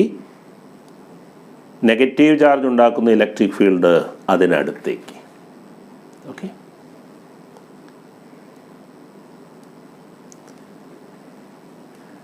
അടുത്തത് force on a charged particle in an electric field. നമ്മളൊരു ഇലക്ട്രിക് ഫീൽഡിൽ ചാർജ് ഉള്ള ഒരു പാർട്ടിക്കിൾ കൊണ്ടുവച്ചാൽ ആ പാർട്ടിക്കിളിൽ ഫോഴ്സ് ഉണ്ടാകും. നമുക്കറിയാം, നമുക്ക് ചുറ്റും ഗ്രാവിറ്റേഷണൽ ഫീൽഡ് ഉണ്ട്. ഗ്രാവിറ്റേഷണൽ ഫീൽഡിൽ മാസ് ഉള്ള വസ്തുക്കൾക്കെല്ലാം ഫോഴ്സ് ഉണ്ടാകും എന്ന് പറഞ്ഞ പോലെ ഇലക്ട്രിക് ഫീൽഡിൽ ചാർജ് ഉള്ള പാർട്ടിക്കിൾസിനെല്ലാം ഫോഴ്സ് ഉണ്ടാകും. പോസിറ്റീവ് ചാർജ് ആണെങ്കിലും ഫോഴ്സ് കാണും, നെഗറ്റീവ് ചാർജ് ആണെങ്കിലും ഫോഴ്സ് കാണും. ഫോഴ്സ് കണ്ടെത്താൻ നമ്മൾ ചെയ്യേണ്ടത് ഏത് വസ്തുവിലെ ഫോഴ്സാണോ കണ്ടെത്താൻ ആഗ്രഹിക്കുന്നത് ആ വസ്തുവിലെ ചാർജിനെ ആ വസ്തു എവിടെയാണോ ഉള്ളത് ആ സ്ഥലത്തുള്ള ഇലക്ട്രിക് ഫീൽഡ് കൊണ്ട് മൾട്ടിപ്ലൈ ചെയ്യുക എന്നുള്ളതാണ്. മക്കളെ, ആ ചാർജ് പ്രൊഡ്യൂസ് ചെയ്യുന്ന ഇലക്ട്രിക് ഫീൽഡ് അല്ല നമ്മൾ പറയുന്നത്. ഓൾറെഡി ഒരു ഇലക്ട്രിക് ഫീൽഡ് ഉണ്ട്, ഏതോ ഒരു ചാർജ് പ്രൊഡ്യൂസ് ചെയ്യുന്ന ഇലക്ട്രിക് ഫീൽഡ്. അവിടേക്ക് മറ്റൊരു ചാർജിനെ കൊണ്ടുവച്ചാൽ ആ കൊണ്ടുവച്ച ചാർജിൽ ഫോഴ്സ് ഉണ്ടാകും. അത് കണ്ടുപിടിക്കാൻ ചെയ്യേണ്ടത് കൊണ്ടുവച്ചതിലെ ചാർജിനെ ആ പോയിന്റിലുള്ള എക്സ്റ്റേണൽ ഇലക്ട്രിക് ഫീൽഡ് കൊണ്ട് മൾട്ടിപ്ലൈ ചെയ്യുക എന്നുള്ളതാണ്. ഓക്കെ, ഒരു കോർഡിനേറ്റ് സിസ്റ്റത്തിൻ്റെ ഒറിജിനിൽ 10 കൂളം ചാർജുള്ള ഒരു വസ്തു കൊണ്ടുവച്ചാൽ ആ 10 കൂളം ചാർജിലെ ഫോഴ്സ് കാണാൻ എന്താ ചെയ്യേണ്ടത്? ഒറിജിനിലുള്ള ഇലക്ട്രിക് ഫീൽഡ് എത്രയാണോ അത് നോക്കി അതിനെ നമ്മൾ കൊണ്ടുവച്ച ചാർജിൻ്റെ മാഗ്നിറ്റ്യൂഡായ 10 കൊണ്ട് മൾട്ടിപ്ലൈ ചെയ്യുക എന്നുള്ളത്. ഫോഴ്സ് കണ്ടെത്താനുള്ള ഇക്വേഷൻ Q/E. Q വസ്തുവിൻ്റെ ചാർജ്, E ആ വസ്തു ഇരിക്കുന്നിടത്തെ എക്സ്റ്റേണൽ ഇലക്ട്രിക് ഫീൽഡിൻ്റെ വാല്യൂ. ഇനി പോസിറ്റീവ് ചാർജ് ആണെങ്കിലും ഫോഴ്സ് കാണും, നെഗറ്റീവ് ചാർജ് ആണെങ്കിലും ഫോഴ്സ് കാണും. അതിൻ്റെ ഡയറക്ഷൻ വളരെ ഇമ്പോർട്ടൻ്റ് ആണ്. പോസിറ്റീവ് ചാർജുള്ള വസ്തുവിൽ ആക്ട് ചെയ്യുന്ന ഫോഴ്സ് എക്സ്റ്റേണൽ ഇലക്ട്രിക് ഫീൽഡിൻ്റെ അതേ ഡയറക്ഷനിലായിരിക്കും. നെഗറ്റീവ് ചാർജുള്ള വസ്തുവിൽ ആക്ട് ചെയ്യുന്ന ഫോഴ്സ് ഇലക്ട്രിക് ഫീൽഡ് എങ്ങോട്ടാണോ അതിൻ്റെ ഓപ്പോസിറ്റ് ഡയറക്ഷനിലായിരിക്കും. വളരെ ഇമ്പോർട്ടൻ്റ് ആയിട്ടുള്ളൊരു പോയിന്റ്. പോസിറ്റീവ് ചാർജുള്ള വസ്തുവിനും നെഗറ്റീവ് ചാർജുള്ള വസ്തുവിനും ഇലക്ട്രിക് ഫീൽഡ് കൊണ്ട് ഫോഴ്സ് കാണും. പോസിറ്റീവ് ചാർജുള്ള വസ്തുവിൽ അനുഭവപ്പെടുന്ന ഫോഴ്സ് എക്സ്റ്റേണൽ ഇലക്ട്രിക് ഫീൽഡിൻ്റെ അതേ ഡയറക്ഷനിലും, നെഗറ്റീവ് ചാർജിൽ അനുഭവപ്പെടുന്ന ഫോഴ്സ് എക്സ്റ്റേണൽ ഇലക്ട്രിക് ഫീൽഡിൻ്റെ ഓപ്പോസിറ്റ് ഡയറക്ഷനിലും ആയിരിക്കും. ഫോഴ്സിൻ്റെ മാഗ്നിറ്റ്യൂഡ് കണ്ടെത്താൻ ഉള്ള ഇക്വേഷൻ Q/E ആണ്. Okay, F=QE. അടുത്തത് ഇതിൻ്റെ കണ്ടിന്യൂഷനായിട്ട് വരുന്നതാണ് acceleration of a charged particle in an electric field. Acceleration എങ്ങനെയാണ് കാണാം? Force divided by mass, QE/m. Velocity of a charged particle in an electric field. Velocity എങ്ങനെ കണ്ടെത്തുക? U+A×T. ഇനീഷ്യൽ വെലോസിറ്റി 0, ആക്സലറേഷൻ നമ്മൾ നേരത്തെ മനസ്സിലാക്കി QE/m×T ചെയ്താൽ വെലോസിറ്റി കിട്ടി. Velocity. അടുത്തത് കൈനറ്റിക് എനർജി. വെലോസിറ്റി കിട്ടിക്കഴിഞ്ഞാൽ കൈനറ്റിക് എനർജി നമുക്ക് എങ്ങനെ കണ്ടെത്താം? 12mv². ഈ ഇക്വേഷനിൽ വിയുടെ വാല്യൂ കൊടുത്താൽ kinetic energy of a charged particle കിട്ടും. Q²E²T²/2m എന്ന് വരും. ഓക്കെ, അടുത്തത് time taken by a charged particle to travel some distance in an electric field. Electric ഫീൽഡിലൂടെ കുറച്ച് ദൂരം ട്രാവൽ ചെയ്യാൻ ഒരു ചാർജുള്ള പാർട്ടിക്കിളിന് എടുക്കുന്ന സമയം കണ്ടുപിടിക്കുന്നത് എങ്ങനെയെന്ന് നമ്മൾ നേരത്തെ മനസ്സിലാക്കി. ചാർജുള്ള പാർട്ടിക്കിൾ ഇലക്ട്രിക് ഫീൽഡിൽ വെച്ചാൽ ഫോഴ്സ് ഉണ്ടാകും. ഫോഴ്സ് ഉണ്ടെങ്കിൽ ആക്സലറേഷൻ ഉണ്ടാകും, വെലോസിറ്റി ഉണ്ടാകും. ആ ചാർജുള്ള പാർട്ടിക്കിൾ ഒരു പർട്ടിക്കുലർ ഡയറക്ഷനിൽ മൂവ് ചെയ്യും. അങ്ങനെ കുറച്ച് ദൂരം ഇലക്ട്രിക് ഫീൽഡിലൂടെ നീങ്ങാൻ ഈ പാർട്ടിക്കിളിന് എത്ര സമയം വേണ്ടി വരും എന്ന് കണ്ടുപിടിക്കുന്നത് നമ്മുടെ S=UT+12AT² എന്ന ഇക്വേഷനിൽ നിന്ന് കണ്ടുപിടിക്കാം. അതിൽ യുവിന് 0 കൊടുക്കണം. എക്ക് പകരം നമ്മൾ നേരത്തെ കണ്ടുപിടിച്ച QE/m. ഓക്കെ, അങ്ങനെ S=UT+12AT² എന്ന ഇക്വേഷനിൽ U0 കൊടുക്കുന്നു. ആക്സലറേഷൻ QE/m എന്ന് കൊടുത്ത് സിംപ്ലിഫൈ ചെയ്താൽ √2sm/QE എന്ന് കിട്ടും. ഈ ഇക്വേഷനിൽ നിന്ന് സിംപ്ലിഫൈ ചെയ്തെടുക്കാം. ഇലക്ട്രിക് ഫീൽഡിലൂടെ S ദൂരം ട്രാവൽ ചെയ്യാൻ എടുക്കുന്ന സമയം, ചാർജുള്ള പാർട്ടിക്കിളിന് S ദൂരം ഇലക്ട്രിക് ഫീൽഡിലൂടെ ട്രാവൽ ചെയ്യാൻ വേണ്ടി വരുന്ന സമയമാണ് √2sm/QE. ഇക്വേഷൻ ബൈ ഹാർട്ട് ചെയ്യരുത്. ബൈ ഹാർട്ട് ചെയ്താൽ മാറിപ്പോവും. അതിനാണ് ഡെറിവേഷൻ്റെ സ്റ്റെപ്പുകൾ ഞാൻ പറഞ്ഞു തന്നത്. S = ut + ½ at², u0 എക്ക് പകരം QE/m എന്ന് കൊടുത്ത് സിംപ്ലിഫൈ ചെയ്ത് T കണ്ടെത്തുക. Okay. Force on a charged particle, അതിൻ്റെ ബാക്കി ആക്സലറേഷൻ, അതിൻ്റെ ബാക്കി velocity, then kinetic energy, then time. Okay.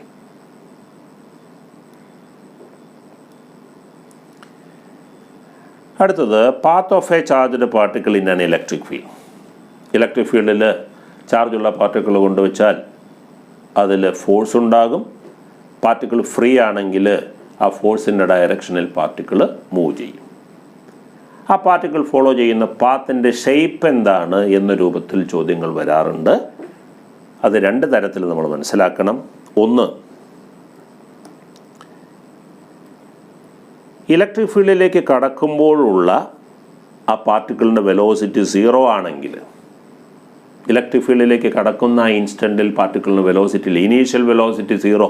Electric ഫീൽഡിൻ്റെ action കൊണ്ട് വെലോസിറ്റി ഉണ്ടാകുന്നുണ്ട്, കടന്നു വരുമ്പോൾ വെലോസിറ്റി ഇല്ല. നമ്മളൊരു വസ്തുവിനെ ഡ്രോപ്പ് ചെയ്യുന്ന പോലെ, ഡ്രോപ്പ് ചെയ്ത ബോഡിക്ക് ഇനീഷ്യൽ വെലോസിറ്റി കാണില്ല, ഡ്രോപ്പ് ചെയ്യുന്ന ഇൻസ്റ്റൻറ്റിൽ വെലോസിറ്റി കാണില്ല, പിന്നെ ഗ്രാവിറ്റി കൊണ്ട് വെലോസിറ്റി ഉണ്ടാകും എന്ന് പറഞ്ഞ പോലെ ഇലക്ട്രിക് ഫീൽഡിലേക്ക് കടന്നു വരുന്നു, ഇനീഷ്യൽ വെലോസിറ്റി 0. ഇനീഷ്യൽ വെലോസിറ്റി 0 ആണെങ്കിൽ ആ പാർട്ടിക്കിൾ ഫോളോ ചെയ്യുന്ന പാത്ത് ഒരു സ്ട്രെയിറ്റ് ലൈൻ ആയിരിക്കും. ഇനി ഇനീഷ്യൽ വെലോസിറ്റി ഉണ്ട്, 0 അല്ല, അത് ഇലക്ട്രിക് ഫീൽഡിന് പാരലലാണെങ്കിൽ, ഇലക്ട്രിക് ഫീൽഡ് മുകളിലോട്ട്, ഇനീഷ്യൽ വെലോസിറ്റിയും മുകളിലോട്ട്, അങ്ങനെയാണെങ്കിലും പാത്ത് സ്ട്രെയിറ്റ് ലൈൻ ആയിരിക്കും. ഇനീഷ്യൽ വെലോസിറ്റി ഉണ്ട്, അത് ഇലക്ട്രിക് ഫീൽഡിന് ആൻറ്റി പാരലൽ ആണെങ്കിൽ, ഇലക്ട്രിക് ഫീൽഡിന് ഓപ്പോസിറ്റ് ആണെങ്കിൽ, ഇലക്ട്രിക് ഫീൽഡ് മേലോട്ട്, ഇനീഷ്യൽ വെലോസിറ്റി താഴോട്ട്, അങ്ങനെയാണെങ്കിലും സ്ട്രെയിറ്റ് ലൈനാണ്. ഇപ്പോൾ സ്ട്രെയിറ്റ് ലൈൻ കിട്ടുന്ന 3 കേസുകൾ: ഇനീഷ്യൽ വെലോസിറ്റി ഇല്ലെങ്കിൽ സ്ട്രെയിറ്റ് ലൈൻ, ഇനീഷ്യൽ വെലോസിറ്റി ഉണ്ട്, ഇലക്ട്രിക് ഫീൽഡിന് പാരലലാണ് സ്ട്രെയിറ്റ് ലൈൻ, ഇനീഷ്യൽ വെലോസിറ്റി ഉണ്ട്, ഇലക്ട്രിക് ഫീൽഡിന് ആൻറ്റി പാരലലാണ്, ഓപ്പോസിറ്റാണ്, അപ്പോഴും സ്ട്രെയിറ്റ് ലൈൻ. ഇതല്ലാത്ത ബാക്കിയുള്ള എല്ലാ കേസിലും പാർട്ടിക്കിൾ ഫോളോ ചെയ്യുന്ന പാത്ത് പരാബോളയായിരിക്കും. ഒന്നുകിൽ സ്ട്രെയിറ്റ് ലൈൻ അല്ലെങ്കിൽ പരാബോള. സ്ട്രെയിറ്റ് ലൈൻ വരുന്നത് initial velocity 0, initial velocity not 0 but parallel to the electric field, initial velocity not 0 anti parallel to the electric field. ഈ 3 കേസിലും സ്ട്രെയിറ്റ് ലൈൻ. ബാക്കിയുള്ള എല്ലാ കേസിലും പരാബോള. ഇനീഷ്യൽ വെലോസിറ്റിയും ഇലക്ട്രിക് ഫീൽഡും തമ്മിലുള്ള ആംഗിൾ പെർപെൻഡിക്കുലറാണ്, 90 ഡിഗ്രിയാണ്, പരാബോള. 30 ആണ് പരാബോള, 60 ആണ് പരാബോള, 120 ആണ് പരാബോള. 0യും 180യും അല്ലാത്ത മറ്റേതൊരു ആംഗിൾ വന്നാലും path followed by the particle പരാബോളയായിരിക്കും. വളരെ ഇമ്പോർട്ടൻ്റ് ആയിട്ടുള്ള ഒരു സിറ്റുവേഷൻ. ഓക്കെ. ഇനി നേരത്തെ പറഞ്ഞു തന്നെ ചാർജുള്ള പാർട്ടിക്കിൾ ഇലക്ട്രിക് ഫീൽഡിലൂടെ കടന്നു പോകുന്നു. ഇതാണ് ഇലക്ട്രിക് ഫീൽഡിൻ്റെ ഡയറക്ഷൻ. നെഗറ്റീവ് ചാർജുള്ള പാർട്ടിക്കിൾ ഇലക്ട്രിക് ഫീൽഡിൻ്റെ ഓപ്പോസിറ്റ് ഡയറക്ഷനിൽ ഡിഫ്ലക്റ്റ് ചെയ്തു പോകും. പോസിറ്റീവ് ചാർജ് ഉള്ളത് ഇലക്ട്രിക് ഫീൽഡിൻ്റെ സെയിം ഡയറക്ഷനിൽ ഡിഫ്ലക്റ്റ് ചെയ്തു പോകും. ചാർജ് ഇല്ലാത്ത ഒരു ന്യൂട്രൽ ഒബ്ജക്റ്റ് ആണെങ്കിൽ അതിന് ഡിഫ്ലക്ഷൻ ഒന്നും കാണില്ല, അത് നേരെ ഇലക്ട്രിക് ഫീൽഡ് കൊണ്ട് അതിന് ഡിഫ്ലക്ഷൻ ഒന്നും ഉണ്ടാവില്ല, അൺഡീവിയേറ്റഡ് ആയിട്ട് പോകും. ഓക്കെ.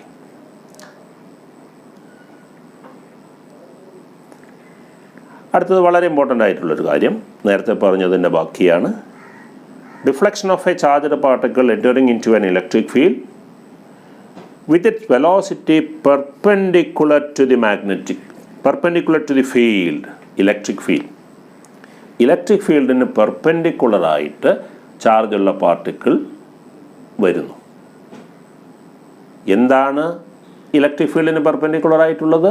ചാർജുള്ള പാർട്ടിക്കിളിൻ്റെ ഇനീഷ്യൽ വെലോസിറ്റി ഇലക്ട്രിക് ഫീൽഡിന് പെർപെൻഡിക്കുലറാണ്. നമ്മൾ നേരത്തെ മനസ്സിലാക്കി path followed by the particle പരാബോളയാണ് എന്ന്. അതുമായി ബന്ധപ്പെട്ട ക്വസ്റ്റ്യൻസ് എങ്ങനെ ചെയ്യാം എന്നുള്ളതാണ് നോക്കുന്നത്. ഇതാ ചാർജുള്ള പാർട്ടിക്കിൾ വരുന്നു. പോസിറ്റീവ് ചാർജ് ആയിക്കോട്ടെ, ഇലക്ട്രിക് ഫീൽഡിൻ്റെ ഡയറക്ഷനിൽ ഡിഫ്ലക്റ്റ് ചെയ്തു പോകും. എൻ്റെ വെലോസിറ്റി, ഇനീഷ്യൽ വെലോസിറ്റി വി എന്നെടുക്കാം. അത് ഇലക്ട്രിക് ഫീൽഡിന് പെർപെൻഡിക്കുലറാണ്. ഇതാ ഇവിടെ മുതൽ അതിന് ഡിഫ്ലക്ഷൻ തുടങ്ങുന്നു. ഇവിടെ മുതലാണ് ഇലക്ട്രിക് ഫീൽഡ് ആക്ട് ചെയ്യാൻ തുടങ്ങുന്നത്. അവിടെ മുതൽ അതിന് ഇത് മുന്നോട്ട് പോകുന്നതിനനുസരിച്ച് അതിൻ്റെ ഡിഫ്ലക്ഷൻ കൂടി വരും. നോക്കൂ, ഇത്രയും ദൂരം മുന്നോട്ട് പോകുമ്പോൾ ഇതാണ് അതിൻ്റെ ഡിഫ്ലക്ഷൻ. കുറച്ചുകൂടി മുന്നോട്ട് പോയാൽ ഡിഫ്ലക്ഷൻ കൂടി, കുറച്ചുകൂടി പോയാൽ മുന്നോട്ട് പോകുന്നതിനനുസരിച്ച് ഡിഫ്ലക്ഷൻ കൂടി വരും. ഇവിടെ നിന്നാണ് ഇലക്ട്രിക് ഫീൽഡ് ആക്ട് ചെയ്യാൻ തുടങ്ങുന്നത്. അവിടെ ഡിഫ്ലക്ഷൻ ഇല്ല. ഇവിടുന്ന് അങ്ങോട്ട് മുന്നോട്ട് പോകുമ്പോൾ ഡിഫ്ലക്ഷൻ കൂടി വരും. എക്സാമിന് വന്നിട്ടുള്ള ചോദ്യം, ഒരു പർട്ടിക്കുലർ ഡിസ്റ്റൻസ് മുന്നോട്ട് പോകുമ്പോൾ ഇതിന് എന്തുമാത്രം ഡിഫ്ലക്ഷൻ ഉണ്ടാകും? ആ മുന്നോട്ട് പോകുന്ന ഡിസ്റ്റൻസ് നമുക്ക് എക്സ് എന്നെടുക്കാം. അതിന് കറസ്പോണ്ടിങ് ആയിട്ട് വരുന്ന വൈ എത്ര? വൈ ആണ് നമ്മുടെ ഡിഫ്ലക്ഷൻ. ഓക്കെ, ഡിഫ്ലക്ഷൻ വൈ, മുന്നോട്ടേക്ക് പോകുന്ന ഡിസ്റ്റൻസ് എക്സ്. വൈ തന്നിട്ട് എക്സ് ചോദിക്കും, എക്സ് തന്നിട്ട് വൈ ചോദിക്കും. അപ്പോൾ വൈയും എക്സും തമ്മിലുള്ള ഒരു റിലേഷൻ മനസ്സിലാക്കി വെച്ചാൽ ഇത്തരം ചോദ്യങ്ങൾക്കെല്ലാം ആൻസർ കണ്ടെത്താൻ പറ്റും. നമ്മൾ ഡിസ്കസ് ചെയ്യുന്ന സിറ്റുവേഷൻ, ചാർജുള്ള പാർട്ടിക്കിൾ ഇലക്ട്രിക് ഫീൽഡിലേക്ക് കടക്കുന്നു. എങ്ങനെ? അതിൻ്റെ ഇനീഷ്യൽ വെലോസിറ്റി ഇലക്ട്രിക് ഫീൽഡിന് പെർപെൻഡിക്കുലറായിട്ട്. അത്തരം സിറ്റുവേഷനിൽ ഉപയോഗിക്കേണ്ട ഇക്വേഷനാണ് reflection y is equal to half into ഇത് ഇലക്ട്രിക് ഫീൽഡ് കൊണ്ടുണ്ടാകുന്ന acceleration half QE/m into x²/v². X എന്നുള്ളത് മുന്നോട്ട് പോകുന്ന ദൂരം, വി എന്നുള്ളത് അതിൻ്റെ velocity. Half QE/m into x²/v². ഇതാണ് ഇക്വേഷൻ. വളരെ ഇമ്പോർട്ടൻ്റ് ആയിട്ടുള്ള ഇക്വേഷൻ. ഓക്കെ,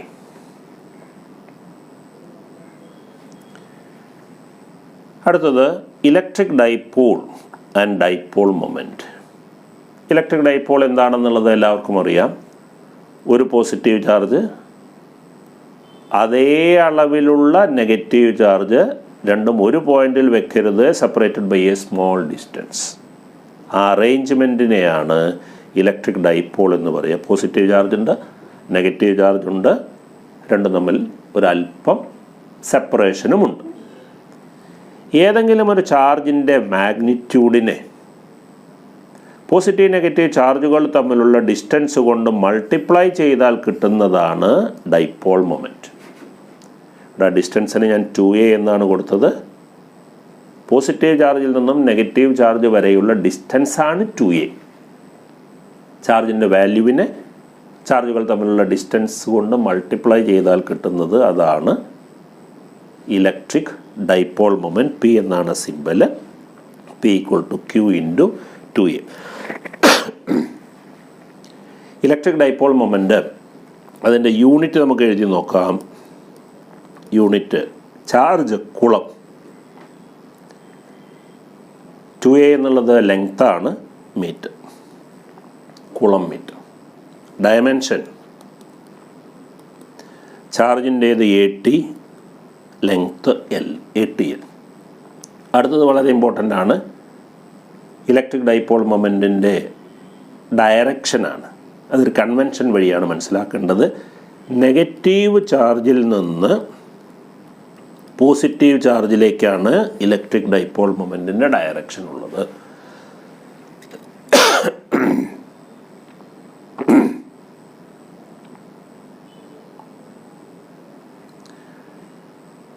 ചുമ തുടങ്ങുമ്പോഴേ കട്ട് ചെയ്യണേ.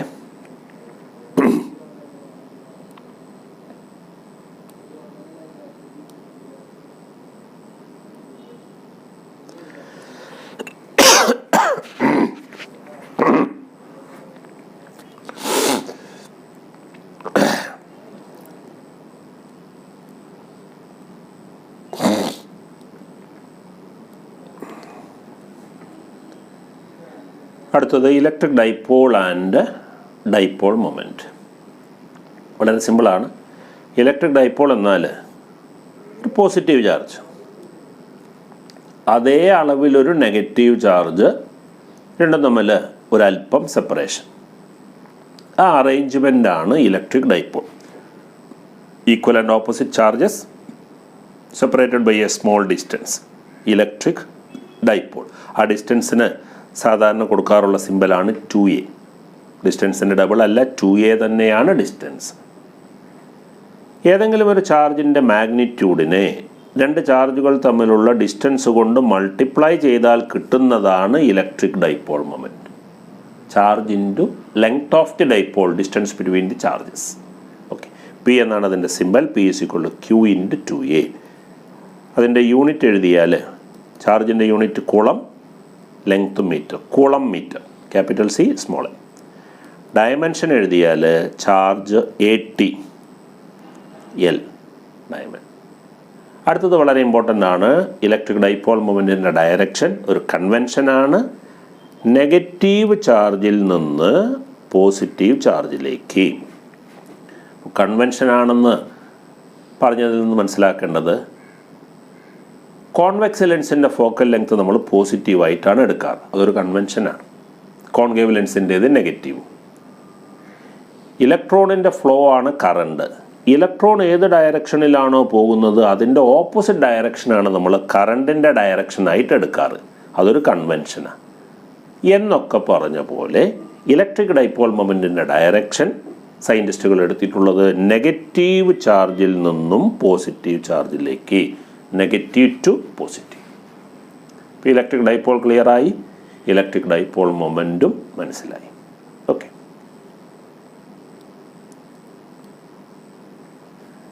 അടുത്തത് ഒരു ഡൈപോൾ പ്രൊഡ്യൂസ് ചെയ്യുന്ന ഇലക്ട്രിക് ഫീൽഡാണ്. ഇൻറ്റൻസിറ്റി ഓഫ് ഇലക്ട്രിക് ഫീൽഡ് കണ്ടുപിടിക്കാനുള്ള ഇക്വേഷൻ ഒരു ഡൈപോൾ ഉണ്ടാക്കുന്നത്. ആദ്യത്തേത് on the axial line of the dipole, ഡൈപോളിൻ്റെ ആക്സിസിലുള്ള ഒരു പോയിൻ്റ്. എന്താണ് ഡൈപോളിൻ്റെ ആക്സിസ്? ഡൈപോളിൽ നമുക്കറിയാം ഒരു നെഗറ്റീവ് ചാർജ് കാണും, ഒരു പോസിറ്റീവ് ചാർജ് കാണും. നെഗറ്റീവ് പോസിറ്റീവ് ചാർജുകളെ ജോയിൻ ചെയ്യുന്ന സ്ട്രെയിറ്റ് ലൈൻ, അതാണ് ഡൈപോളിൻ്റെ ആക്സിസ്, ആക്സിയൽ ലൈൻ. ആ ഡൈപോളിൻ്റെ ആക്സിസിലുള്ളൊരു പോയിൻ്റിലേക്ക് ഡൈപോളിൻ്റെ സെൻറ്ററിൽ നിന്നുള്ള ഡിസ്റ്റൻസ് 6 ആണ്. ഡൈപോളിൻ്റെ ലെങ്ത്ത് നമ്മൾ നേരത്തെ മനസ്സിലാക്കിയ പോലെ 2a ആണ്. ആക്സിയൽ പോയിൻ്റാണ് ഇത്. ആക്സിയൽ പോയിൻറ്റിൽ പോസിറ്റീവ് ചാർജ് ഒരു ഫീൽഡ് ഉണ്ടാക്കും, നെഗറ്റീവ് ചാർജ് മറ്റൊരു ഫീൽഡ് ഉണ്ടാക്കും. ആ രണ്ടെണ്ണത്തിൻ്റെ ഫീൽഡിൻ്റെ റിസൾട്ടൻ്റ് കണ്ടാൽ നമ്മുടെ ആൻസർ കിട്ടും 1/4πε0 2pr divided by r² - a² എന്നുള്ളതാണ് equation. P dipole moment, R നേരത്തെ മനസ്സിലാക്കി. ഡൈപോളിൻ്റെ സെൻറ്ററിൽ നിന്ന് പോയിൻ്റ് വരെയുള്ള ഡിസ്റ്റൻസ്, എ ഡൈപോളിൻ്റെ ലെങ്ത്തിൻ്റെ പകുതി. Okay,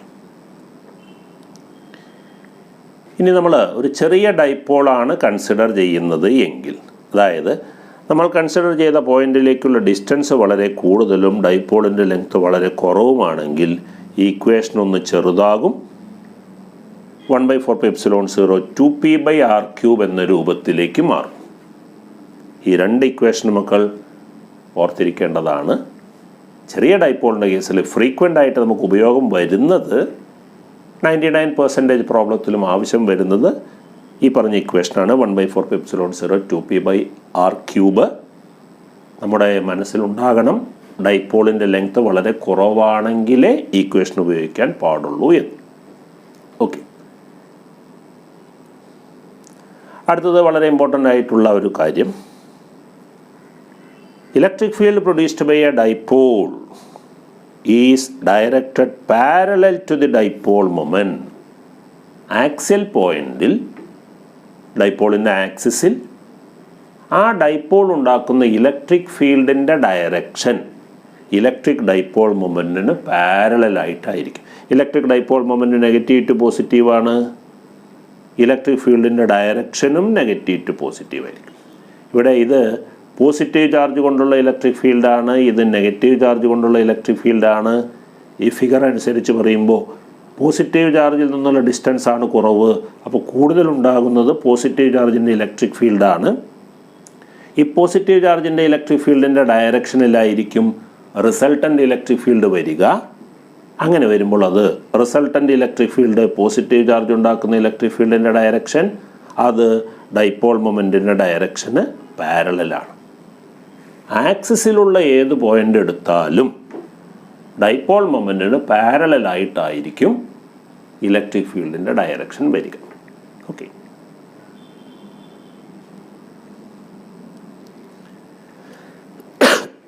on the bisector, perpendicular bisector അല്ലെങ്കിൽ ഇക്വറ്റോറിയൽ ലൈൻ, ഇതാ നെഗറ്റീവ് ചാർജ്, ഇതാ പോസിറ്റീവ് ചാർജ്, രണ്ടും തമ്മിലുള്ള ഡിസ്റ്റൻസ് 2a, ഇതതിൻ്റെ മിഡ് പോയിൻ്റ്, ഇതാണ് ഈ ഡോട്ടഡ് ലൈനാണ് പെർപെൻഡിക്കുലർ ബൈസെക്ടർ. പെർപെൻഡിക്കുലർ ബൈസെക്ടറിലുള്ള ഒരു പോയിൻ്റ് നമ്മൾ നേരത്തെ മനസ്സിലാക്കിയ പോലെ പോസിറ്റീവ് ചാർജിൻ്റെ ഇലക്ട്രിക് ഫീൽഡ് കാണുന്നു, നെഗറ്റീവ് ചാർജിൻ്റെ ഇലക്ട്രിക് ഫീൽഡ് കാണുന്നു, റിസൾട്ടൻ്റ് കാണുന്നു.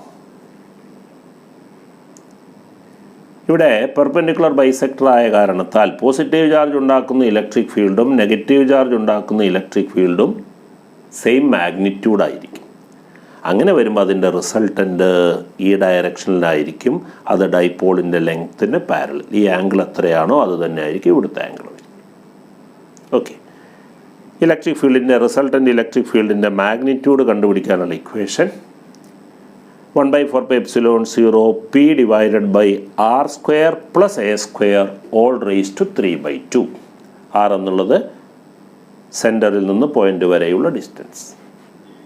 നേരത്തെ പറഞ്ഞ പോലെ ഡൈപോളിൻ്റെ ലെങ്ത് വളരെ കുറവും ഡിസ്റ്റൻസ് കൂടുതലുമാണെങ്കിൽ 1/4πε0 p/r³ ആയിട്ട് മാറും. നേരത്തെ പറഞ്ഞ പോലെ ഡയറക്ഷൻ വളരെ ഇമ്പോർട്ടൻ്റ് ആണ്. Electric field is directed anti parallel to dipole moment. Dipole moment negative to positive ഇങ്ങോട്ട് വരും. ഡൈപോൾ മൊമെൻറ്റ് ഇലക്ട്രിക് ഫീൽഡ് നോക്കൂ, opposite to dipole moment. Perpendicular ബൈസെക്ടറിലാണെങ്കിൽ electric field opposite to electric dipole moment ആയിരിക്കും. ആക്സിസിലാണെങ്കിൽ അത് parallel to electric dipole moment ആയിരിക്കും. Okay.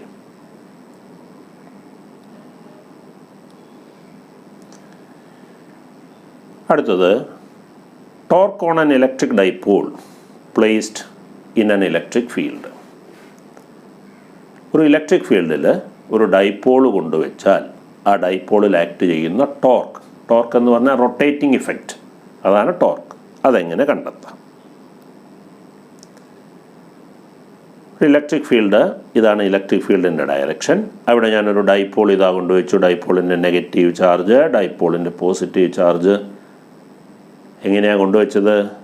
Dipole moment negative to പോസിറ്റീവായിട്ട് വരുന്ന ഡൈപോൾ മൊമെൻറ്റ് ഇലക്ട്രിക് ഫീൽഡുമായിട്ട് തീറ്റ ആംഗിൾ ഉണ്ടാക്കുന്ന രൂപത്തിലാണ് വെച്ചത്. ഒരു ഡൈപോൾ ഇലക്ട്രിക് ഫീൽഡിൽ കൊണ്ടുവച്ചു. ഡൈപോൾ മൊമെൻറ്റ് ഇലക്ട്രിക് ഫീൽഡിൻ്റെ ഡയറക്ഷനുമായിട്ട് തീറ്റ ആംഗിൾ ഉണ്ടാക്കുന്ന രൂപത്തിൽ.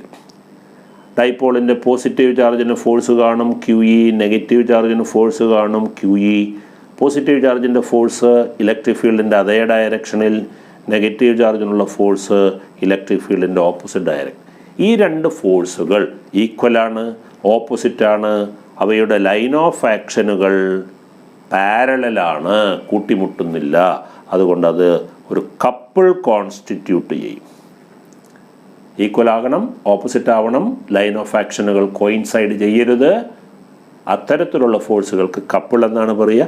ആ കപ്പിൾ കൊണ്ട് ടോർക്ക് ഉണ്ടാകും, റൊട്ടേഷൻ ഉണ്ടാകും. ആ ടോർക്ക് കണ്ടെത്താനുള്ള equation PE sin θ. P dipole moment, ഈ electric field external electric field, theta രണ്ടും തമ്മിലുള്ള ആംഗിൾ. P ക്രോസ് E എന്ന രൂപത്തിൽ എഴുതാം. PE sin θ, P cross E. അതിൻ്റെ മാക്സിമം വാല്യൂ തീറ്റ 90 ആകുമ്പോൾ PE, അതിൻ്റെ മിനിമം വാല്യൂ തീറ്റ 0 ആകുമ്പോൾ ടോർക്കിൻ്റെ മിനിമം വാല്യൂ 0 വരും. ശ്രദ്ധിക്കേണ്ട മറ്റൊരു കാര്യം, എക്സ്റ്റേണൽ ഇലക്ട്രിക് ഫീൽഡ് യൂണിഫോം ആണെങ്കിൽ നമ്മുടെ ഡൈപോളിന് ടോർക്ക് മാത്രമേ കാണൂ. എന്ന് പറഞ്ഞാൽ റൊട്ടേഷൻ മാത്രം. എവിടെയാണോ നമ്മൾ ഡൈപോൾ കൊണ്ടുവച്ചത് അവിടെ നിന്ന് മറ്റു സ്ഥലങ്ങളിലേക്ക് നീങ്ങിപ്പോകാതെ കറങ്ങുക മാത്രം ചെയ്യും. എക്സ്റ്റേണൽ ഫീൽഡ് നോൺ യൂണിഫോം ആണെങ്കിൽ നമ്മുടെ ഡൈപോളിന് ടോർക്കും അതോടൊപ്പം ഫോഴ്സും ഉണ്ടാകും.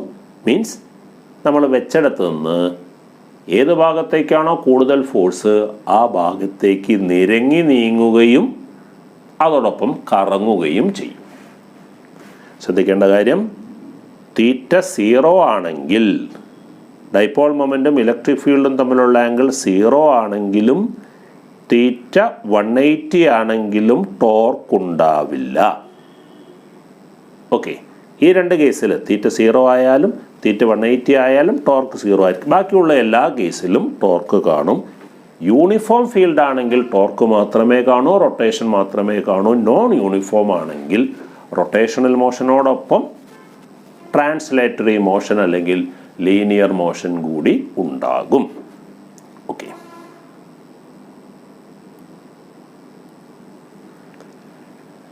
അടുത്തത് work done to rotate a dipole placed in an electric field. നേരത്തെ മനസ്സിലാക്കിയ പോലെ ഒരു എക്സ്റ്റേണൽ ഇലക്ട്രിക് ഫീൽഡിൽ ഡൈപോൾ കൊണ്ടുവയ്ക്കുന്നു. അങ്ങനെ ഡൈപോൾ കൊണ്ടുവച്ചാൽ അത് ഫ്രീ ആണെങ്കിൽ എക്സ്റ്റേണൽ ഇലക്ട്രിക് ഫീൽഡിൻ്റെ അതേ ഡയറക്ഷനിലാണ് അലൈൻ ചെയ്യുക. എക്സ്റ്റേണൽ ഇലക്ട്രിക് ഫീൽഡ് ഏത് ഡയറക്ഷനിലാണോ ആ ഡയറക്ഷനിൽ വന്ന് ഈ ഡൈപോൾ നിൽക്കും, അലൈൻ ചെയ്യും. അതിനെ മറ്റേതെങ്കിലും ഒരു ഡയറക്ഷനിലേക്ക് റൊട്ടേറ്റ് ചെയ്യണമെങ്കിൽ നമ്മൾ വർക്ക് ചെയ്യണം. അതിന് ചെയ്യേണ്ട വർക്ക് കണ്ടെത്താനുള്ള ഇക്വേഷൻ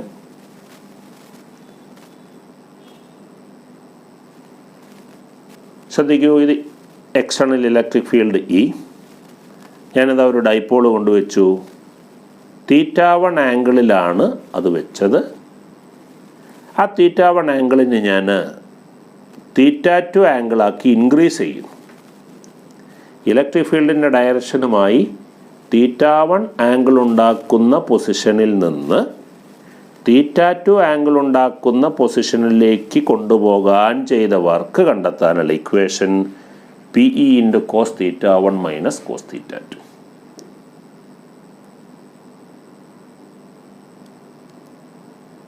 ഇനി എക്സ്റ്റേണൽ ഇലക്ട്രിക് ഫീൽഡിൻ്റെ ഡയറക്ഷനിൽ നിന്ന് θ ആംഗിൾ ഉണ്ടാക്കുന്ന ഒരു പൊസിഷനിലേക്ക് കൊണ്ടുപോകാൻ വേണ്ടി വരുന്ന വർക്ക് PE × 1 മൈനസ് cos θ. രണ്ട് ഇക്വേഷനും പഠിക്കണം. ഇതെന്താണ്? രണ്ടാമത് പറഞ്ഞത് എന്താ? എക്സ്റ്റേണൽ ഫീൽഡിൻ്റെ ഡയറക്ഷനിൽ നിന്നും θ ആംഗിൾ റൊട്ടേറ്റ് ചെയ്യിക്കാൻ. ആദ്യം പറഞ്ഞത് എക്സ്റ്റേണൽ ഫീൽഡുമായിട്ട് θ1 ആംഗിൾ ഉണ്ടാക്കുന്ന അവസ്ഥയിൽ നിന്ന്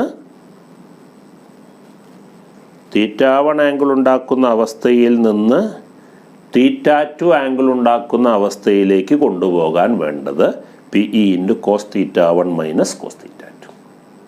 ഓക്കെ,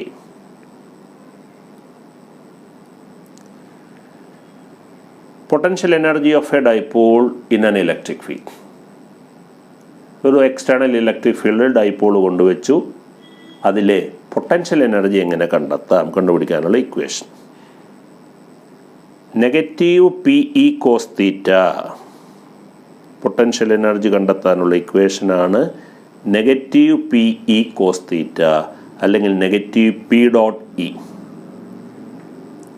P ഡൈപോൾ മൊമെൻ്റ്, ഈ ഇലക്ട്രിക് ഫീൽഡ്, θ2 തമ്മിലുള്ള ആംഗിൾ.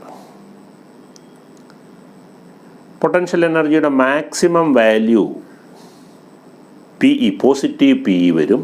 അത് വരുന്നത് θയുടെ വാല്യൂ 180 ഡിഗ്രി ആകുമ്പോഴാണ്. പൊട്ടൻഷ്യൽ എനർജി മിനിമം -PE ആണ്. അത് കിട്ടുന്നത് θ0 ആകുമ്പോഴാണ്. ഡൈപോൾ മൊമെൻറ്റും ഇലക്ട്രിക് ഫീൽഡും തമ്മിലുള്ള ആംഗിൾ 0 വരുമ്പോൾ പൊട്ടൻഷ്യൽ എനർജി മിനിമം, ആ മിനിമം വാല്യൂ -PE. θ 180 ആകുമ്പോൾ പൊട്ടൻഷ്യൽ എനർജി മാക്സിമം, ആ value positive PE. Potential energy 0 വരുന്നുണ്ട്. 0 വരുമ്പോഴുള്ള ആംഗിൾ θ90. ഇലക്ട്രിക് ഫീൽഡും ഡൈപോൾ മൊമെൻറ്റും തമ്മിലുള്ള ആംഗിൾ 90 ആണെങ്കിൽ, പെർപെൻഡിക്കുലർ ആണെങ്കിൽ പൊട്ടൻഷ്യൽ എനർജി 0 ആണ്. Maximum value positive PE, minimum value 0 അല്ല, -PE ആണ്. 0 വരുന്നുണ്ട്, അത് മിനിമം അല്ല.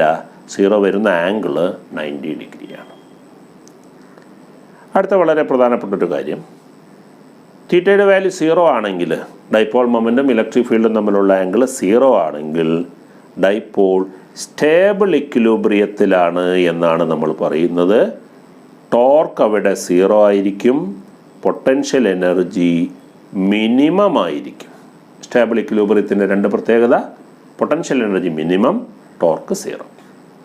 തീറ്റയുടെ വാല്യൂ 180 ഡിഗ്രി ആയാലും ടോർക്ക് 0 ആണ്, പക്ഷേ പൊട്ടൻഷ്യൽ എനർജി മാക്സിമം ആണ്. ടോർക്ക് 0 ആയാൽ ഇക്വിലിബ്രിയത്തിലാണ്. ഇത് എനർജി മാക്സിമം വരുന്ന ഇക്വിലിബ്രിയം, അൺസ്റ്റേബിൾ ഇക്വിലിബ്രിയം. അപ്പോൾ തീറ്റ 180 ഡിഗ്രി ആണെങ്കിൽ അൺസ്റ്റേബിൾ ഇക്വിലിബ്രിയം, തീറ്റ 0 ഡിഗ്രി ആണെങ്കിൽ സ്റ്റേബിൾ ഇക്വിലിബ്രിയം. തീറ്റയുടെ വാല്യൂ 0യുമല്ല 180യുമല്ല മറ്റേതെങ്കിലും ഒരു ആംഗിൾ ആണെങ്കിൽ ആ ഡൈപോൾ ഇക്വിലിബ്രിയത്തിലല്ല, നോട്ട് ഇൻ ഇക്വിലിബ്രിയം. ഓക്കെ, ഇക്വിലിബ്രിയത്തിലാവാനുള്ള കണ്ടീഷൻ ടോർക്ക് 0 ആയിരിക്കണം എന്നുള്ളത്. സ്റ്റേബിൾ ആവാനുള്ള അടുത്ത condition potential energy minimum. Unstable ആവാനുള്ള condition potential energy maximum. Okay,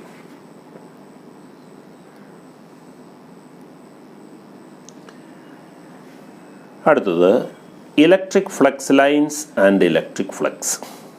എന്താണ് ഇലക്ട്രിക് ഫ്ലക്സ് ലൈൻസ്?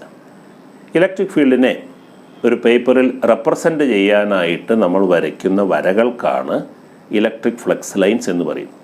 പേപ്പറിൽ നമ്മൾ ഫീൽഡിനെ റെപ്രസെൻ്റ് ചെയ്യാൻ വേണ്ടി വരയ്ക്കുന്ന വരകൾ, അതാണ് ഇലക്ട്രിക് ഫ്ലക്സ് ലൈൻ. ആ ഇലക്ട്രിക് ഫ്ലക്സ് ലൈൻസ് വരയ്ക്കുമ്പോൾ ശ്രദ്ധിക്കേണ്ട കാര്യങ്ങളാണ് പ്രോപ്പർട്ടീസ് ഓഫ് ഫ്ലക്സ് ലൈൻ എന്ന പേരിൽ അറിയപ്പെടുന്നത്. അതെന്തെല്ലാമാണ് എന്ന് നോക്കാം. ഒരു ടെസ്റ്റ് ചാർജ് ഫോളോ ചെയ്യുന്ന പാത്താണ് electric flux line. Test charge എന്നാൽ പോസിറ്റീവ് 1 കൂളം ചാർജിനെയാണ് ടെസ്റ്റ് ചാർജായിട്ട് സയൻറ്റിസ്റ്റുകൾ എടുത്തിട്ടുള്ളത്. Path followed by a test charge in an electric field, അതാണ് electric flux line. They start from positive charge and move towards negative charge. Flux lines എവിടെ നിന്ന് തുടങ്ങുന്നു? Negative ചാർജിൽ നിന്ന് തുടങ്ങുന്നു, പോസിറ്റീവ് ചാർജിൽ നിന്ന് തുടങ്ങുന്നു, നെഗറ്റീവ് ചാർജിൽ അവസാനിക്കുന്നു. Positive to negative. Test charge അല്ലേ? ടെസ്റ്റ് ചാർജ് പോസിറ്റീവാണ്. പോസിറ്റീവ് ഒരിക്കലും പോസിറ്റീവിൻ്റെ അടുത്തേക്ക് ചെല്ലില്ല, നെഗറ്റീവിനടുത്തേക്ക്, പോസിറ്റീവിൽ നിന്ന് അകലേക്ക്. So electric flux lines start from positive charge and move towards negative charge. Flux lines ഒരിക്കലും ഇൻ്റർസെക്റ്റ് ചെയ്യില്ല. ഇൻ്റർസെക്റ്റ് ചെയ്യുന്ന രൂപത്തിൽ നമ്മൾ ഫ്ലക്സ് ലൈൻസ് വരച്ച് കാണിക്കാൻ പാടില്ല. 2 ഫ്ലക്സ് ലൈൻസ് ഒരു പോയിന്റിൽ ഇൻ്റർസെക്റ്റ് ചെയ്താൽ അതിൻ്റെ മീനിങ് ആ ഇൻ്റർസെക്റ്റിംഗ് പോയിന്റിൽ 2 ഡയറക്ഷനിൽ ഇലക്ട്രിക് ഫീൽഡ് എക്സിസ്റ്റ് ചെയ്യുമെന്നാണ്. അതൊരിക്കലും പോസിബിൾ അല്ല. Means electric flux lines intersect ചെയ്യില്ല ഒരിക്കലും. യൂണിഫോം ഇലക്ട്രിക് ഫീൽഡിലെ ഇലക്ട്രിക് ഫ്ലക്സ് ലൈൻസ് നമ്മൾ റെപ്രസെൻ്റ് ചെയ്യുന്നത് ഈക്വൽ ഡിസ്റ്റൻസിൽ പാരലലായിട്ട് ഫ്ലക്സ് ലൈൻസ് വരച്ചിട്ട്.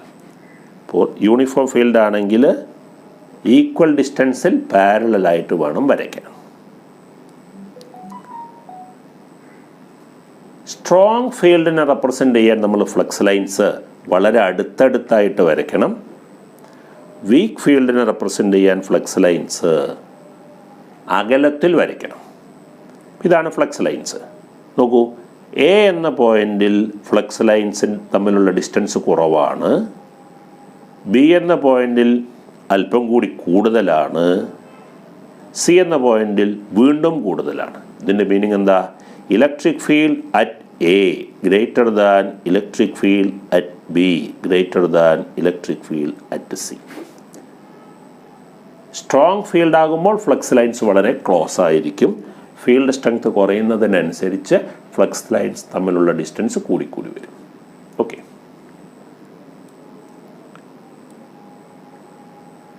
അടുത്തത് ഇലക്ട്രിക് ഫീൽഡിൽ വെച്ചിട്ടുള്ള ഒരു സർഫസിലെ ഇലക്ട്രിക് ഫ്ലക്സ് എങ്ങനെ കാൽക്കുലേറ്റ് ചെയ്യും? എക്സാമിനേഷൻ പോയിൻ്റ് ഓഫ് വ്യൂവിൽ വളരെ ഇമ്പോർട്ടൻ്റ് ആയിട്ടുള്ള ഒരു ടോപ്പിക്കാണത്. ഒരു സർഫസ് ഇലക്ട്രിക് ഫീൽഡിൽ കൊണ്ടുവച്ചു. ആ സർഫസിലെ ഇലക്ട്രിക് ഫ്ലക്സ് എങ്ങനെയാണ് കാൽക്കുലേറ്റ് ചെയ്യുക? 3 കേസായിട്ടാണ് നമ്മൾ മനസ്സിലാക്കേണ്ടത്. ഒന്ന്, if the area is perpendicular to the field, electric ഫീൽഡിന് പെർപെൻഡിക്കുലറായിട്ടാണ് നമ്മുടെ സർഫസിൻ്റെ ഏരിയ എങ്കിൽ, ഇത് ഇലക്ട്രിക് ഫീൽഡാണ്, അതിന് പെർപെൻഡിക്കുലറായിട്ടാണ് നമ്മുടെ സർഫസ് ഉള്ളത് എങ്കിൽ ഇലക്ട്രിക് ഫ്ലക്സ് കണ്ടെത്താൻ ചെയ്യേണ്ടത് ഇലക്ട്രിക് ഫീൽഡിനെ ഏരിയ കൊണ്ട് മൾട്ടിപ്ലൈ ചെയ്യുക എന്നുള്ളതാണ്. പെർപെൻഡിക്കുലർ ആണെങ്കിൽ മൾട്ടിപ്ലൈ ചെയ്യണം, പെർപെൻഡിക്കുലർ ആണെങ്കിലേ മൾട്ടിപ്ലൈ ചെയ്യാവൂ. അടുത്തത് സർഫസ് ഇലക്ട്രിക് ഫീൽഡിന് പാരലൽ ആണെങ്കിൽ, ഇലക്ട്രിക് ഫ്ലക്സ് കണ്ടെത്താൻ പോകുന്ന സർഫസ് അതിൻ്റെ ഏരിയ ഇലക്ട്രിക് ഫീൽഡിന് പാരലൽ ആണെങ്കിൽ ഇലക്ട്രിക് ഫ്ലക്സ് 0 ആയിരിക്കും. അടുത്തത് surface area neither parallel nor perpendicular, പാരലലുമല്ല പെർപെൻഡിക്കുലറും അല്ലെങ്കിൽ ഇങ്ങനെ ചെരിഞ്ഞിട്ടാണെങ്കിൽ ഫ്ലക്സ് കണ്ടെത്താനുള്ള ഇക്വേഷൻ ഇലക്ട്രിക് ഫീൽഡിൻ്റെ ഏരിയ ഇൻറ്റു കോസ് തീറ്റ. മക്കൾ ശ്രദ്ധിക്കണം, തീറ്റ എന്നുള്ളത് ഇലക്ട്രിക് ഫീൽഡും ആ സർഫസിന് വരയ്ക്കുന്ന നോർമലും തമ്മിലുള്ള ആംഗിൾ, ഇലക്ട്രിക് ഫീൽഡും സർഫസിന് വരയ്ക്കുന്ന നോർമലും തമ്മിലുള്ള ആംഗിളാണ് നമ്മൾ തീറ്റയായിട്ട് എടുക്കേണ്ടത്. കോസ് തീറ്റ മറക്കരുത്. സർഫസിന് വരയ്ക്കുന്ന നോർമലും ഇലക്ട്രിക് ഫീൽഡും തമ്മിലുള്ള angle cos theta. Flux parallel ആണെങ്കിൽ 0, പെർപെൻഡിക്കുലർ ആണെങ്കിൽ electric field into area, neither parallel nor perpendicular ആണെങ്കിൽ ഇലക്ട്രിക് ഫീൽഡിൻ്റെ area into cos theta. Theta angle between normal to the surface and the electric field. Okay,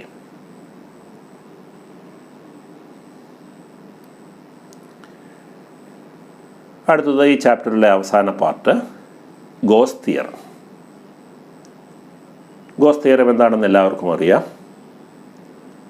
Total electric flux over a closed surface is equal to 1 by epsilon 0 into charge inside the surface. ഒരു closed സർഫസിലെ electric flux കാണാൻ അതിനുള്ളിലുള്ള ചാർജിനെ epsilon 0 കൊണ്ട് divide ചെയ്താൽ മതി എന്നുള്ളതാണ് അതിൻ്റെ meaning. Goes theorem apply ചെയ്യുമ്പോൾ ശ്രദ്ധിക്കേണ്ട കാര്യം, സർഫസ് ക്ലോസ്ഡ് ആകണം. ക്ലോസ്ഡ് സർഫസ് ഏത് ഷേപ്പോ ആവട്ടെ, ക്ലോസ്ഡ് സർഫസ് ആവണം. അടഞ്ഞു കിടക്കുന്ന സർഫസ് ആണെങ്കിൽ അതിലെ ഫ്ലക്സ് കണ്ടെത്താൻ അതിനകത്തുള്ള ചാർജിനെ എപ്സിലോൺ 0 കൊണ്ട് ഡിവൈഡ് ചെയ്താൽ മതി. ഉള്ളിലുള്ള ചാർജ് ഡിവൈഡഡ് ബൈ എപ്സിലോൺ 0. ഉള്ളിൽ പോസിറ്റീവ് നെഗറ്റീവ് ചാർജുകൾ ഉണ്ടെങ്കിലോ അവയുടെ ഓൾജിബ്രേക്ക് സം കാണണം. For example, positive 5 coulomb charge ഉണ്ട്, നെഗറ്റീവ് 3 കൂളം ചാർജ് ഉണ്ട്. ഓൾജിബ്രേക്ക് സം കണ്ടാൽ +5 - 3 2 എന്ന് വരും. ആ 2വിനെയാണ് എപ്സിലോൺ 0 കൊണ്ട് ഡിവൈഡ് ചെയ്യേണ്ടത്. രണ്ട് കാര്യങ്ങൾ, ക്ലോസ്ഡ് ആകണം, ഉള്ളിലുള്ള ചാർജ് മാത്രമേ എടുക്കാവൂ. ഉള്ളിലുള്ള charge divided by epsilon 0 equal to total flux over the closed surface. അതാണ് ഗോസ് തിയറം. ഇക്വേഷനായിട്ട് വരുമ്പോൾ ഇങ്ങനെയാണ്: integral E.ds equal to Q divided by epsilon 0, Q inside divided by epsilon 0. ഏത് ഷേപ്പ് ആവട്ടെ, ഗോസ് തിയറം.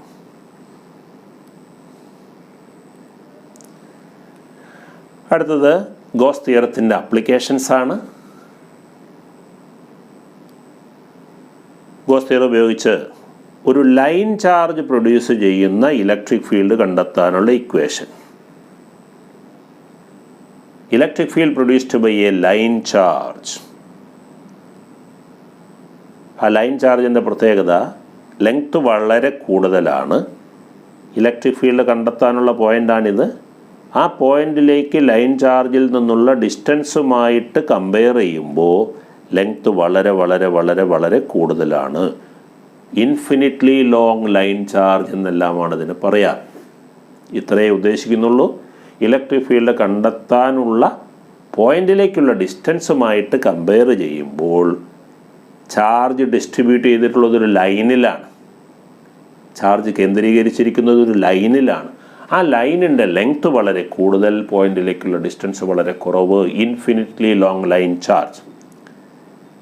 ഇതുണ്ടാക്കുന്ന ഇലക്ട്രിക് ഫീൽഡ് കണ്ടുപിടിക്കാനുള്ള equation λ/2πr epsilon 0. Lambda എന്നുള്ളത് linear charge density, linear charge density charge per length എന്ന് പറയും. Total charge on the line divided by length of the line, linear charge density. ഈ proportional to 1/r ആണ്. Distance കൂടുന്നതിനനുസരിച്ച് electric field കുറയും. Inversely proportional to 1/r.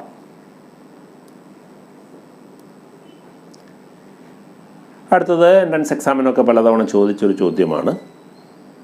Graph showing the variation of electric field produced by a line charge with distance.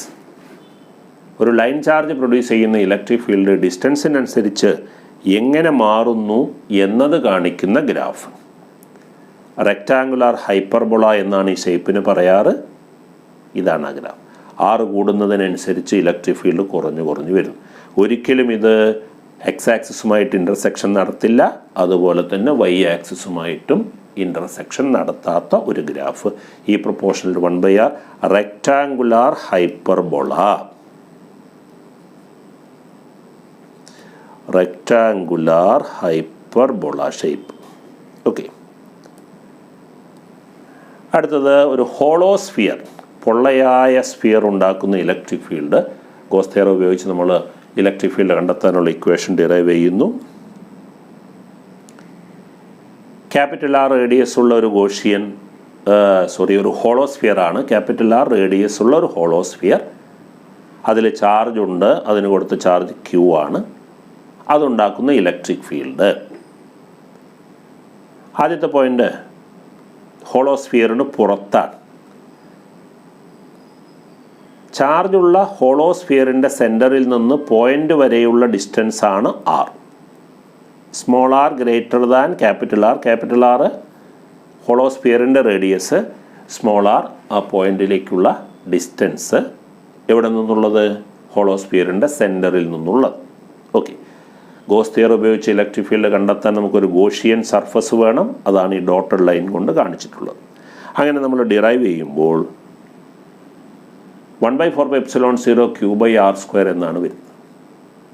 Point ചാർജിൻ്റെ അതേ equation. ആ ക്യൂവിനെ നമുക്ക് വേണമെങ്കിൽ ഇങ്ങനെ എഴുതാം: 4πr² ഇൻറ്റു സിഗ്മ. സിഗ്മ എന്നുള്ളത് surface charge density. Surface charge density എങ്ങനെ കണ്ടെത്താം?